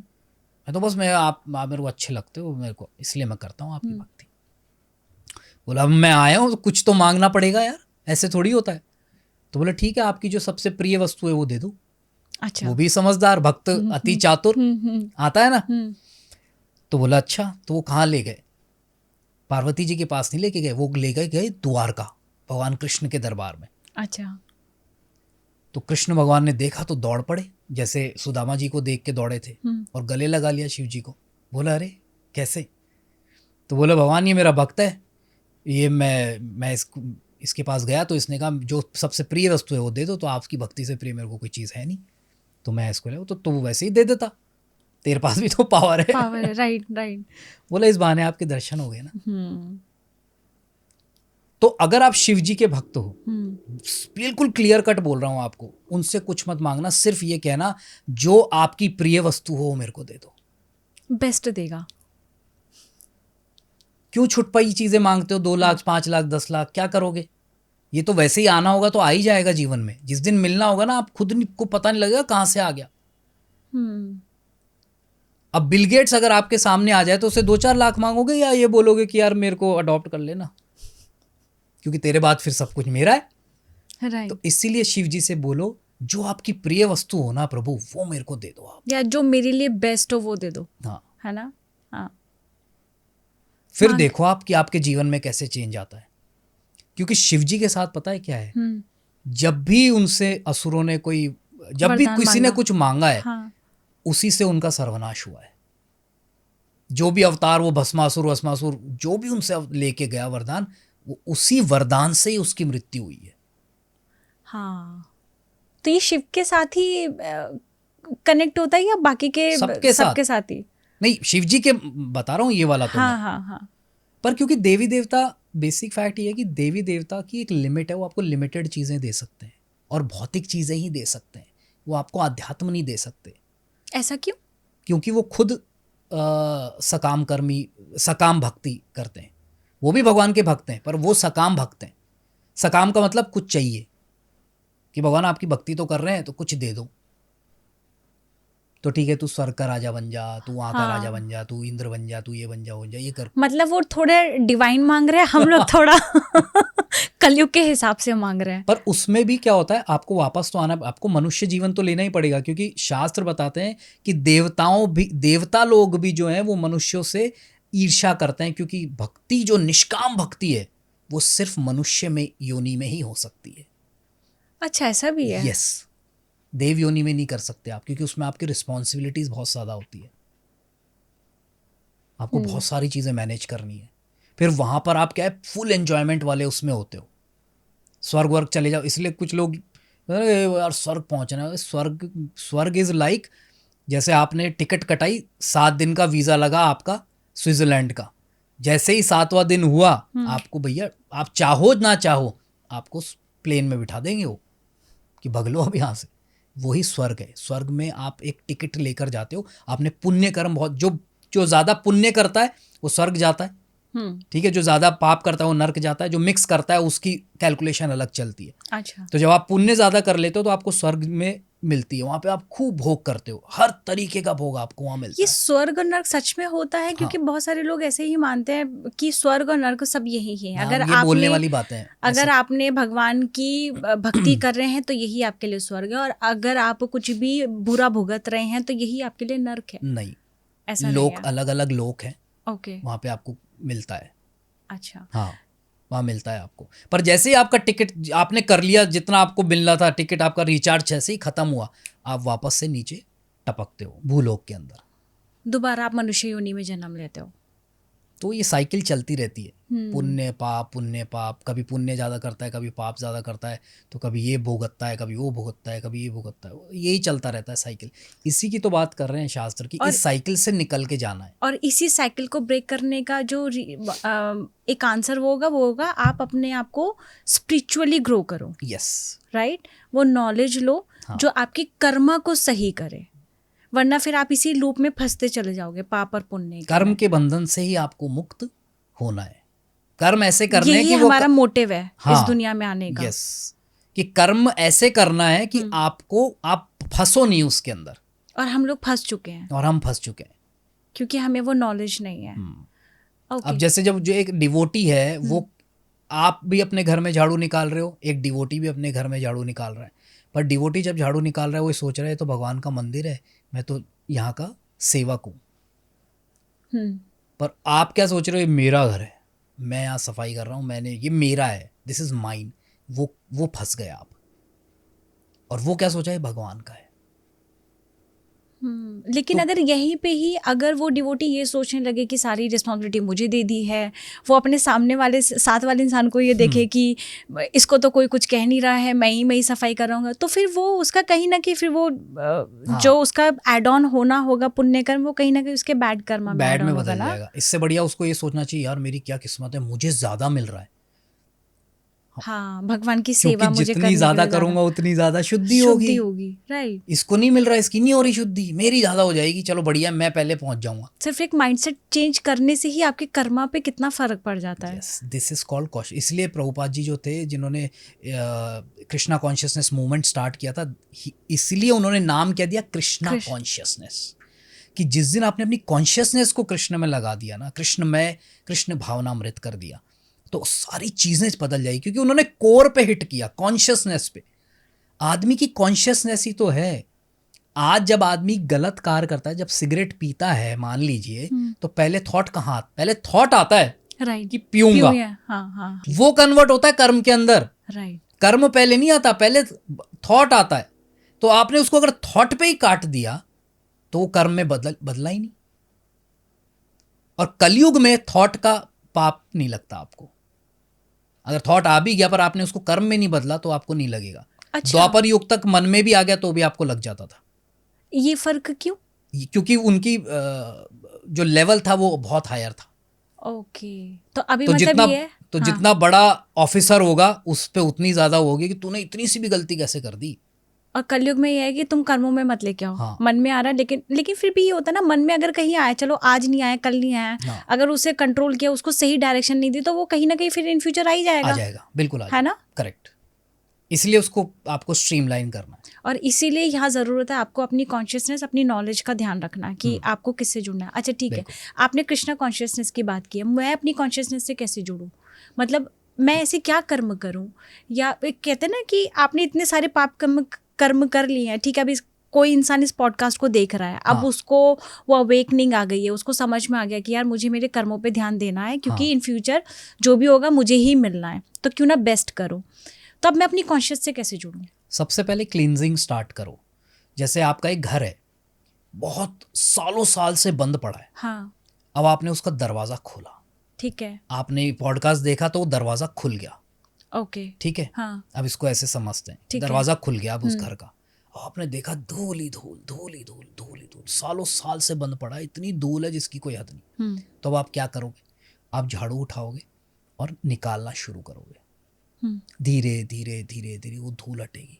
ये आप जब चैंटिंग, अब सबसे पहले मंत्रा मेडिटेशन स्टार्ट करें, चाहे मन लगे या ना लगे, बस आप करो। हाँ, अब क्या होगा जब आप झाड़ू निकालोगे ना, तो क्या होगा, ऐसा लगेगा बाउंडर सा आ रहा है, एकदम हाँ, धूल ही क्योंकि धूल हो धूल हो जाएगी, जाती है, राइट। पर एक्चुअली में वो क्लींजिंग हो रही है।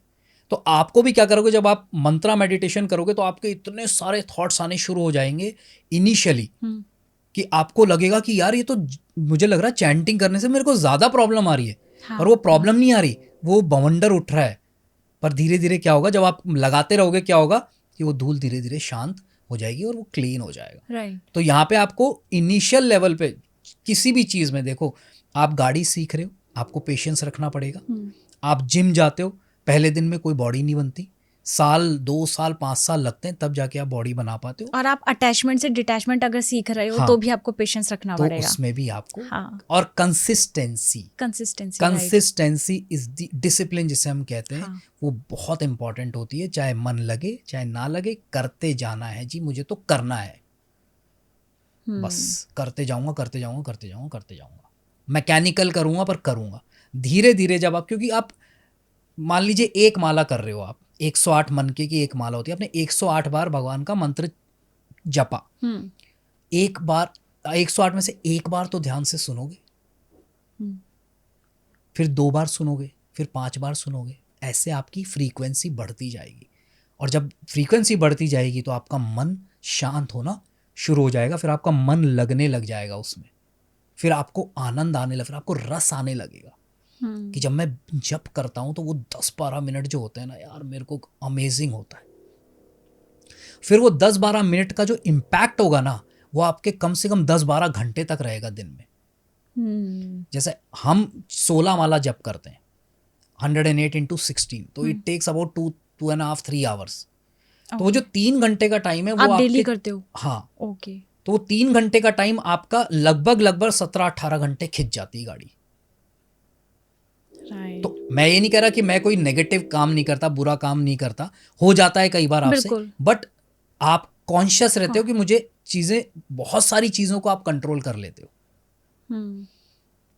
तो वो क्लीनिंग जब होगी तब होगी। पर अब कुछ लोग होते हैं जो बहुत जल्दी क्लीन कर जाते हैं, क्योंकि हमें नहीं पता ना कि पिछली कितनी गंदगी है।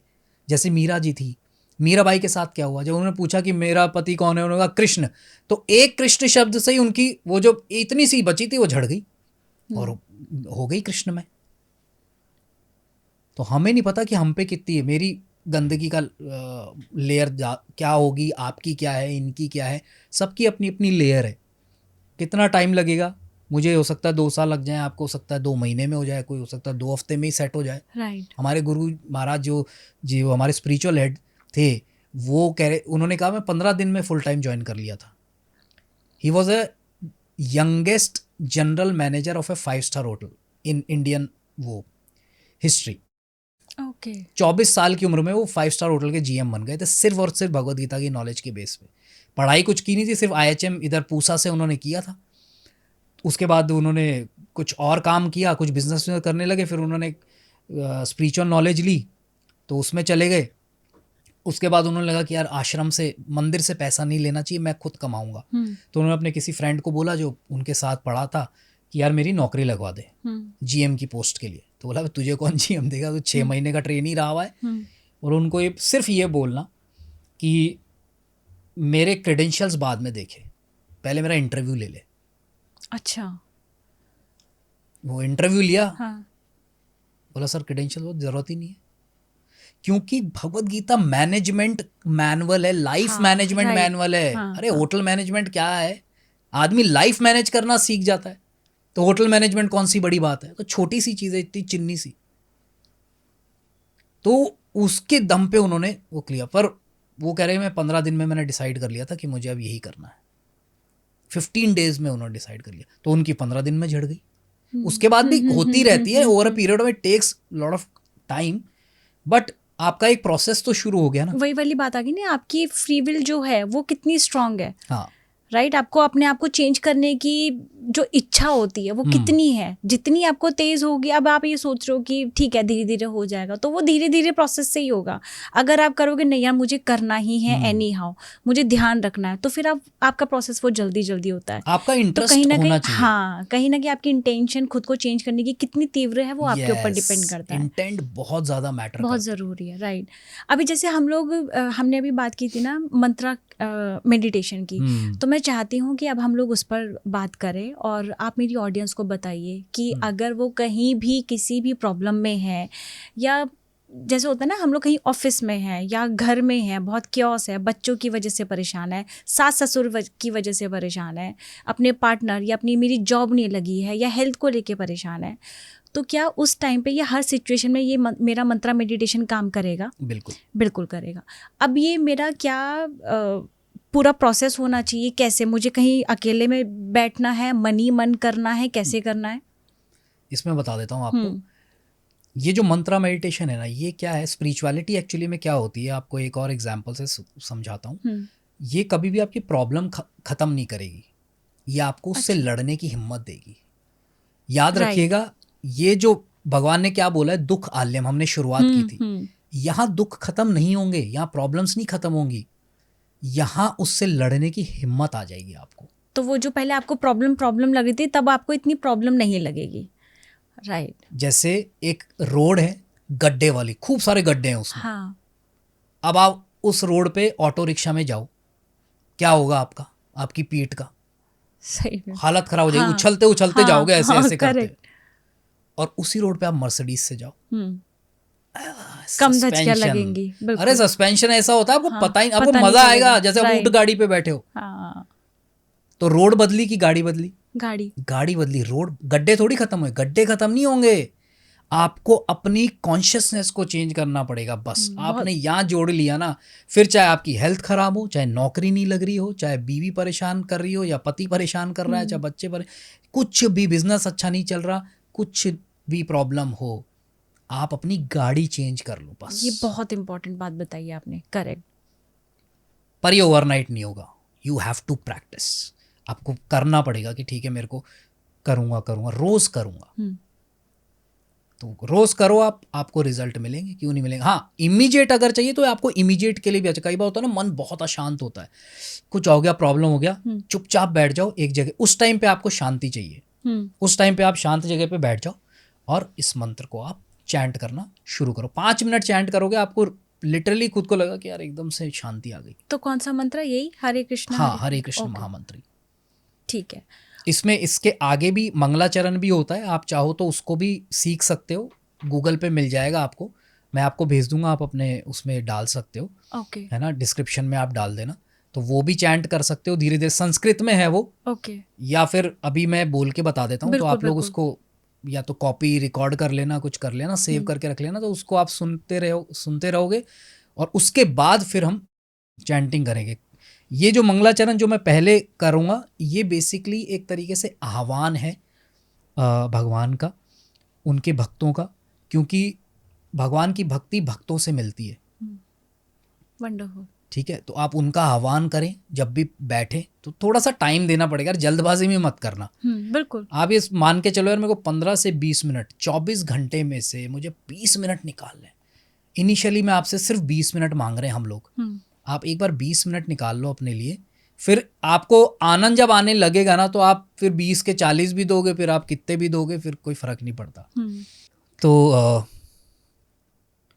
मैं कुछ अभी मंत्रों का उच्चारण करूँगा, वो आप रिकॉर्ड भी करके रख सकते हैं अपने पास, सेव करके रख सकते हैं, उसको चला के सुन सकते हैं, और उसके बाद हम मंत्रा मेडिटेशन स्टार्ट करेंगे। तो कोशिश करिएगा कि इस मंत्र को भी हमेशा आप धीरे धीरे आप सुनोगे ना, तो आपको याद हो जाएगा ये। ओके, जो आपने संस्कृत में हाँ, जो अभी बताऊंगा आपको, बहुत ज़्यादा लंबा नहीं, छोटा सा ही है, पर उसको अगर आप करना शुरू करोगे तो एक एनर्जी आपको फील होगी, क्योंकि मैंने बताया ना कि आह्वान एक बार हम करेंगे पहले, क्योंकि जब भी हम जाते हैं तो वहाँ का एक माहौल बनाते हैं ना, किसी आप डिस्को में जाते हो तो उसकी लाइटें, ये वो अंधेरा, एक वाइब बनाते हैं। हाँ, एक वाइब क्रिएट करते हैं। तो स्पिरिचुअल इसकी भी एक वाइब क्रिएट करनी बहुत ज़रूरी है।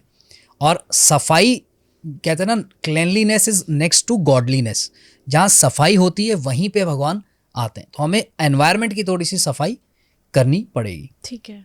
तो जब भी आप मंत्रा मेडिटेशन स्टार्ट करें तो एक मंत्र आपको बता रहा हूँ, पहले वो बोलें, जय श्री कृष्ण चैतन्य प्रभु नित्यानंद श्री अद्वैत गदाधर श्रीवास आदि गौर भक्त वृंद। ठीक है, तो आप समस्त भक्तों से भगवान से प्रार्थना कर रहे हैं कि अब हम मंत्रा मेडिटेशन स्टार्ट कर रहे हैं। आप कृपा करके हम पे कृपा करिएगा कि हम इसको अच्छे से कर सकें। अब अच्छे से करने का मतलब क्या है? देखिए, मंत्र जो है ना वो मन प्लस त्र, मन को तारने वाला है। तो इसको मन जो क्या है, बार बार भागता है इधर। अभी आप मंत्र जपना शुरू करेंगे ना तो मन आपका सोचेगा कि यार अभी वहां जाना है, अभी ये करना है, आज मेरे को ये अपॉइंटमेंट है, आज वो है। तो मन को बार बार पकड़ना पड़ेगा। तो शास्त्र बताते हैं कि मन के 2 दरवाजे हैं, एक ये और एक ये, मुख और कान। तो इनको आप कनेक्ट कर दो, यानी कि जो आप मंत्र बोल रहे हो उसको सुनना है। ये मंत्र आपको मन में नहीं करना। बोलकर करना है। ये बोलकर करना है। मन में ग्रहों के मंत्र किए जाते हैं। ये मंत्र महामंत्र है, इसको कहते हैं हम हरे कृष्ण महामंत्र। ये शास्त्रों में बताया गया है कि महामंत्र है, इसको बोलकर करना पड़ेगा। जितना ज़्यादा इसको हम ध्वनि ध्यान योग भी कहते हैं, साउंड मेडिटेशन भी है हमारे लिए, क्योंकि ये साउंड भी है, वर्ड्स भी है, मंत्र भी है, और एक वाइब्रेशन निकल रही है जिसको हमको ध्यान से अंदर जाने देना है। तो ये साइकिल जब बनेगी, जब ये लॉकिंग सिस्टम क्रिएट होना शुरू हो जाएगा, तो आप इसको मंत्र आप देखिएगा किस तरीके से आपको ये हेल्प करता है। ठीक है। तो अब इसको करने का तरीका क्या है? मंत्र हम लास्ट में करेंगे, पहले मैं आपको तरीका बता देता हूं ताकि कोई कंफ्यूजन ना रहे। देखिए, या तो आप इसको टाइम देख के करें, लगभग 15 मिनट। ठीक है, अगर आप माला पे नहीं करना चाहते या किसी उस पे नहीं करना चाहते तो आप टाइम देख के 15 मिनट करें, कभी भी, किसी भी टाइम, किसी भी समय। बेस्ट टाइम मॉर्निंग का होता है, सूर्योदय से पहले का। अदरवाइज आप इसको कभी भी कर सकते हैं। इनिशियली आप ज़्यादा स्ट्रेस मत लेना कि यार मुझे मॉर्निंग में उठ के ही करना है। अगर नहीं हो पा रहा तो दिन में कर लो, शाम को कर लो, रात को सोने से पहले कर लो, कोई प्रॉब्लम नहीं है। अगर आप माला पे करना चाहते हैं तो 2-3 मालाएं हैं। एक नीम की माला आती है, नीम की जो लकड़ी है उसकी माला आपको कहीं भी मिल जाएगी, किसी भी पूजन भंडार सामग्री के जो ये होता है वहाँ मिल जाएगी। नीम ना मिले तो आप स्फटिक की माला पे कर सकते हो, आप चंदन की माला पे कर सकते हो। ठीक है, रुद्राक्ष की माला पे इसको नहीं करना। हाँ, ये नीम की माला या इन्हीं पे होगा, ये रुद्राक्ष की माला पे मंत्र नहीं किया जाता। जितने भी विष्णु के मंत्र हैं, कृष्ण के मंत्र हैं, वो रुद्राक्ष पे नहीं होते। वो चंदन की माला पे ही। हाँ, चंदन या नीम या स्फटिक की माला पे आप उसको कर सकते हो। या फिर आजकल टेक्नोलॉजी भी आ गई है, काउंटर्स आते हैं डिजिटल, जो हम लोग रिंग पहनते हैं ना, हाँ, उस पे भी आता है। राइट, रिंग की तरह आप उसको पहन लो और उसमें आप काउंट करते रहो। तो 108 माला, 108 मनके की माला होती है, उसको 108 बार कर लिया तो आपने 1 माला कर ली। तो वैसे आप कम से कम 2 माला कर लो, यानी कि 216 बार उसको जप लो। ये इनिशियल है, आप ज़्यादा करना चाहो तो ज़्यादा भी कर सकते हो, मिनिमम 216 टाइम्स इसको ज़रूर करें। तो आप 15 मिनट में भी कर सकते हो, 108 आप मॉर्निंग में भी कर सकते हो, 108 आप इवनिंग में भी कर सकते हो। ये भी, हाँ, ऐसे भी तोड़ सकते हो आप, कोई दिक्कत नहीं। आपने सोचा कि मैं 4 माला करूँगा जी, तो एक आपने सुबह कर ली, एक फिर आपने 12-1 बजे के आसपास कर ली, एक फिर आपने 4-5-6 बजे के आसपास कर ली, एक आपने रात को सोने से पहले कर ली। तो आपकी 4 माला हो गई, 432 बार आपने उसको चैंट कर लिया। लेकिन मिनिमम आपको 2 टाइम करना ही करना है। हाँ, ठीक है, 2 माला के बराबर तो आपको उसको करना ही करना है। डन। कोई भी कर सकता है, बच्चे बूढ़े, कोई भी, बच्चे, एनीबॉडी, कोई भी कर सकता है। कुछ भी, अगर आपको शुद्धि अशुद्धि का भी चक्कर हो, जैसे कई बार लेडीज को जो होता है, उसमें भी आप इसको कर सकते हो। गलत बिल्कुल भी नहीं है, कुछ नहीं आपको पाप लगेगा। डन। ठीक है, आदमी को शुद्धि हर क्षण चाहिए। भगवान ने कहा है सततम कीर्तयन्तो माम, सतत बोला है भगवान ने। अब बोला नहीं जी मेरे तो अभी नहीं, सतत टूटने नहीं देना ना अपन को सतत करना है। ये मंत्र आप हर स्थिति में कर सकते हो, बाथरूम में बैठ के भी इसको जप सकते हो, माला मत ले जाना।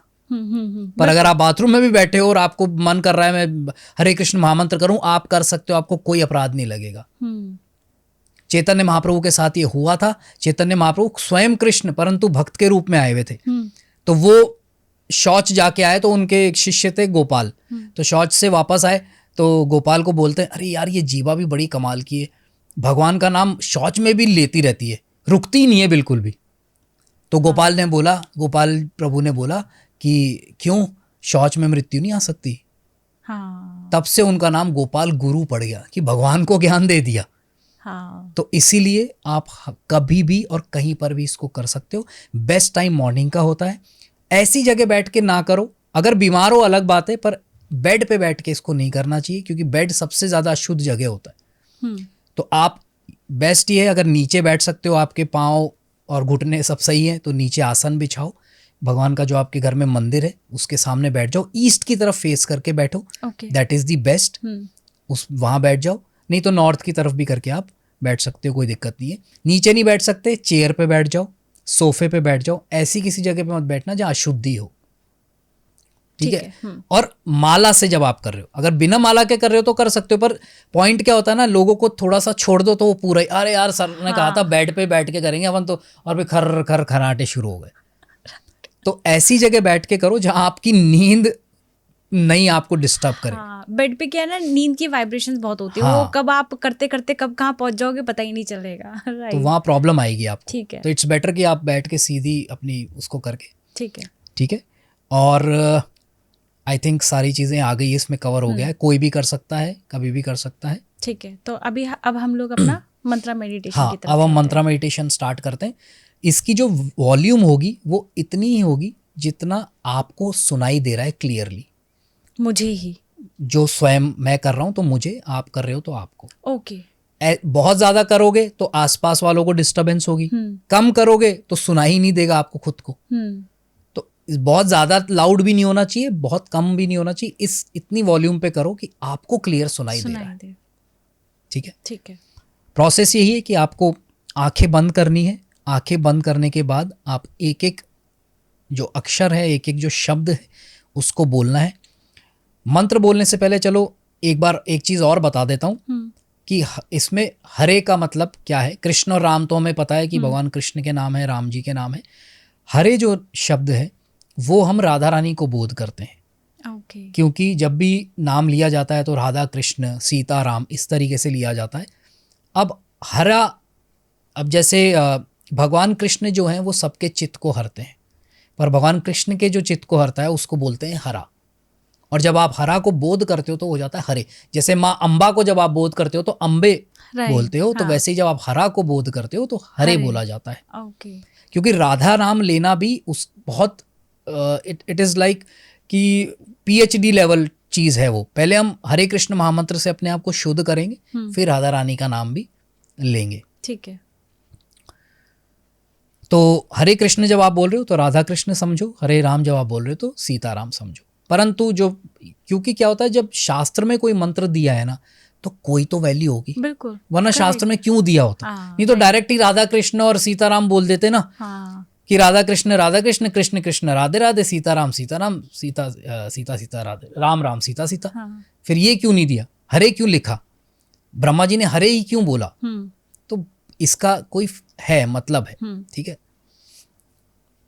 सो आंखें बंद और ध्यान, मन में कोई भगवान की फोटो नहीं लानी है आपको कि मुझे भगवान का वो चित्र याद करना है कि मेरे घर में लड्डू गोपाल है या मेरे घर में वो है। आपको जो फोकस करना है वो आपके मुख से निकलते हुए जो शब्द हैं उन पे फोकस करना है। यही है मंत्र मेडिटेशन, इसी को हम ध्वनि ध्यान योग भी कहते हैं। तो सिंपल मंत्र है, 16 अक्षर का, 16 शब्द का ये मंत्र है। हरे कृष्ण कृष्ण कृष्ण हरे हरे, हरे राम राम राम हरे हरे।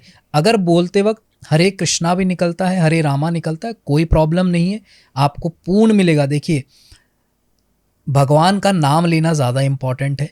जब भाव से आप लेते हो तो भगवान उसको माफ़ कर देते हैं।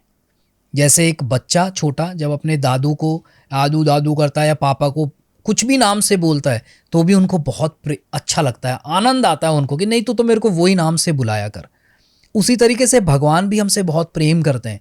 तो आप ज़्यादा चक्कर में मत पड़ना कि कृष्ण ही बोलना है या कृष्णा नहीं, जो आपको फ्लो में आपसे निकल रहा है निकलने दो, कोई प्रॉब्लम नहीं है। तो स्टार्ट करेंगे, आप लोग भी हमारे साथ। पहले मैं एक मंत्र बोलूँगा फिर आप एक मंत्र बोलिएगा, तो उस हिसाब से चलते रहेंगे तो बहुत अच्छा बेनिफिट मिलेगा। मैं थोड़ा आधा आधा बोलता हूँ ताकि आपको याद रहे, एक बार प्रैक्टिस बन जाएगी। हरे कृष्ण कृष्ण कृष्ण कृष्ण हरे हरे, कृष्ण कृष्ण हरे हरे, हरे राम राम राम राम हरे हरे, राम राम हरे हरे, हरे कृष्ण कृष्ण कृष्ण कृष्ण हरे हरे, कृष्ण कृष्ण हरे हरे, हरे राम राम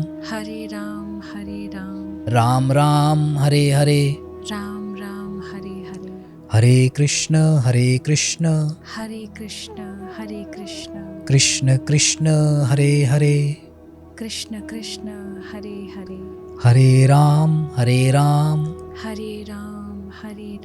राम राम हरे हरे, राम राम हरे हरे, हरे कृष्ण कृष्ण कृष्ण कृष्ण हरे हरे, कृष्ण कृष्ण हरे हरे, हरे राम राम राम राम हरे हरे, राम राम हरे हरे, हरे कृष्ण कृष्ण कृष्ण कृष्ण हरे हरे, कृष्ण कृष्ण हरे हरे, हरे राम राम राम राम हरे हरे, राम राम हरे हरे, हरे कृष्ण कृष्ण कृष्ण कृष्ण हरे हरे, कृष्ण कृष्ण हरे हरे, हरे राम राम राम राम हरे हरे, राम राम हरे हरे, हरे कृष्ण कृष्ण कृष्ण कृष्ण हरे हरे, कृष्ण कृष्ण हरे हरे, हरे राम राम राम राम हरे हरे, राम राम हरे हरे, हरे कृष्ण कृष्ण कृष्ण कृष्ण हरे हरे, कृष्ण कृष्ण हरे हरे, हरे राम राम राम राम हरे हरे, राम राम हरे हरे, हरे कृष्ण कृष्ण हरे कृष्ण कृष्ण कृष्ण हरे हरे, कृष्ण कृष्ण हरे हरे, हरे राम राम हरे राम राम राम हरे हरे, राम राम हरे हरे, हरे कृष्ण कृष्ण हरे कृष्ण कृष्ण कृष्ण हरे हरे, कृष्ण कृष्ण हरे हरे, हरे राम राम हरे राम राम राम हरे हरे, राम राम हरे हरे, हरे कृष्ण कृष्ण हरे कृष्ण कृष्ण कृष्ण हरे हरे, कृष्ण कृष्ण हरे हरे, हरे राम राम हरे राम राम राम हरे हरे। राम राम हरे हरे। तो ये तरीका है इस मंत्र को जपने का। और मंत्र के बारे में एक चीज़ और बताऊंगा। कुछ लोग ये बोलते हैं कि जी संख्या के रूप में क्यों करना, गिनती क्यों करते हो, माला पी क्यों करते हो, गिनती क्यों करनी है। जप जो है वो गिनती ही करके किया जाता है। सांख्य पूर्वकम, शास्त्र कहते हैं कि संख्या के रूप में होना चाहिए जप। अच्छा। कीर्तन जो होता है वो उसकी कोई गिनती नहीं होती, वो जितना करना है करो। परंतु जप जो है वो आपके सेल्फ डिसिप्लिन के लिए। आप बोलोगे जी मैं तो पूरे दिन कीर्तन करता रहता हूँ, पर एक्चुअली में पूरे दिन वो करता ही नहीं है इंसान। वो कभी किया तो कुछ किया, वो कभी टीवी देख रहा है, कभी कुछ कर रहा है, तो उसके दिमाग में उसका कंसंट्रेशन नहीं बैठता। कीर्तन के समय आप एक मस्ती में होते हो, नाच रहे हो, झूम रहे हो। हाँ। पर जप जो है वो डिसिप्लिन क्रिएट करता है आपकी लाइफ में। हाँ। वो स्पेसिफिकली इसीलिए तो माला बनाई गई है, वरना शास्त्रों में माला का क्यों बताया गया है? क्योंकि कहीं ना कहीं हमारा मन जो है उस पर फोकस्ड हो जाता है। हाँ। ना उस पर नंबर्स पे, और कि हमें इतनी करना, तो पूरा कहीं और इधर उधर ध्यान भटकता नहीं है। कीर्तन भजन के अंदर मन इधर उधर भागेगा आपका, हाँ, परंतु भजन पे आप उसको जप पे आप उसको पकड़ के लाते हो कि चल इधर आप सुन भगवान का नाम, ध्यान लगा इधर, फोकस कर। तो कभी 10 बार भागेगा, कभी 20 बार भागेगा, धीरे धीरे उसका भागना कम हो जाएगा। राइट। उसका फोकस, आपका फोकस बनना शुरू हो जाएगा धीरे धीरे धीरे करके। फिर आपको एकदम जबरदस्त शांति इसमें मिलने लगेगी। वंडरफुल। अब मुझे ऐसा लगता है कि कंप्लीट पॉडकास्ट हुआ है और शुरुआत से लेकर के एंड तक बहुत सारी चीज़ें ऐसी मुझे ऐसा लगता है कि जो लोगों को आंसर्स मिल गए होंगे, जैसे उनकी प्रॉब्लम्स को लेकर के, पास्ट जन्म, स्पिरिचुअल ग्रोथ, कैसे हम लोग नॉलेज बढ़ा सकते हैं, कैसे भगवान से कनेक्ट हो सकते हैं, और कनेक्शन भी, जो आपने एक बात, बहुत खूबसूरत बात कही थी कि आपको अपनी लाइफ में छोड़ना कुछ नहीं है, सिर्फ एड ऑन करना है। बिल्कुल। जितना हम लोग एड ऑन करते जाएंगे, जो पुरानी चीज़ें हैं, जो पुराने हमारे गलत आदतें हैं, वो नेचुरली छूटने लग जाएगी। मेहनत छोड़ने पे नहीं, बस मेहनत हमें ऐड ऑन करने पे करनी। ये बहुत ब्यूटीफुल बात आपने बोली थी, एंड जो कि अब लोगों को थोड़ा लगेगा कि चलो किया जा सकता है। So thank you so much अपना वैल्यूएबल टाइम देने के लिए अतुल्य जी। और मैं चाहूँगी कि हम दोबारा मिलें, दोबारा पॉडकास्ट करें और दोबारा एक नए कंटेंट पे बात करें, नई बातें शेयर करें आप हमारे साथ, क्योंकि आपके साथ बात करके बहुत मज़ा आया, बहुत बहुत आनंद आया आपसे बात करके। थैंक यू और पास्ट जन्म को लेकर के जितनी क्लैरिटी आपने दी, आई थिंक ये बहुत ज़रूरी है और बहुत सारी ऑडियंस को समझ में भी आया होगा। तो अपना वैल्यूएबल टाइम देने के लिए आपका बहुत बहुत धन्यवाद। Thank you so much. मैं अपनी ऑडियंस को भी कहना चाहूँगी कि जो चीज़ें यहाँ बताई गई हैं, प्लीज़ आप अपनी लाइफ में इम्प्लीमेंट उसे ज़रूर करिए। सिर्फ ये कह के मत छोड़िए कि इसमें बहुत मेहनत है, कुछ नहीं मेहनत है। आपको सिर्फ और सिर्फ अपना माइंडसेट चेंज करना है, क्योंकि पाना भी आप ही को है, तो एफर्ट्स भी आप ही को लगाने हैं। और जो यहाँ आज बताया गया है, धीरे धीरे अपनी लाइफ में कुछ एड ऑन वैल्यूज़ को ऐड कीजिए, कुछ मंत्रा ऐड कीजिए, कुछ अच्छे कर्म कीजिए जो आपको आपकी ग्रोथ के लिए बहुत हेल्पफुल हो। आपको, क्योंकि लाइफ में आपको चाहिए भाई, हम तो यहाँ पॉडकास्ट कर रहे हैं, आपको अपनी लाइफ में कुछ चीज़ें चाहिए तो आप ही को एफर्ट्स डालने पड़ेंगे। कमेंट करके मुझे ज़रूर बताइएगा मेडिटेशन के टाइम पे आपको क्या फील हुआ, और आपको पार्ट 2 चाहिए तो वो भी मुझे कमेंट करके ज़रूर बताइएगा। आप अपना ध्यान रखिए, खुश रहिए, मस्त रहिए, स्वस्थ रहिए। नमस्कार।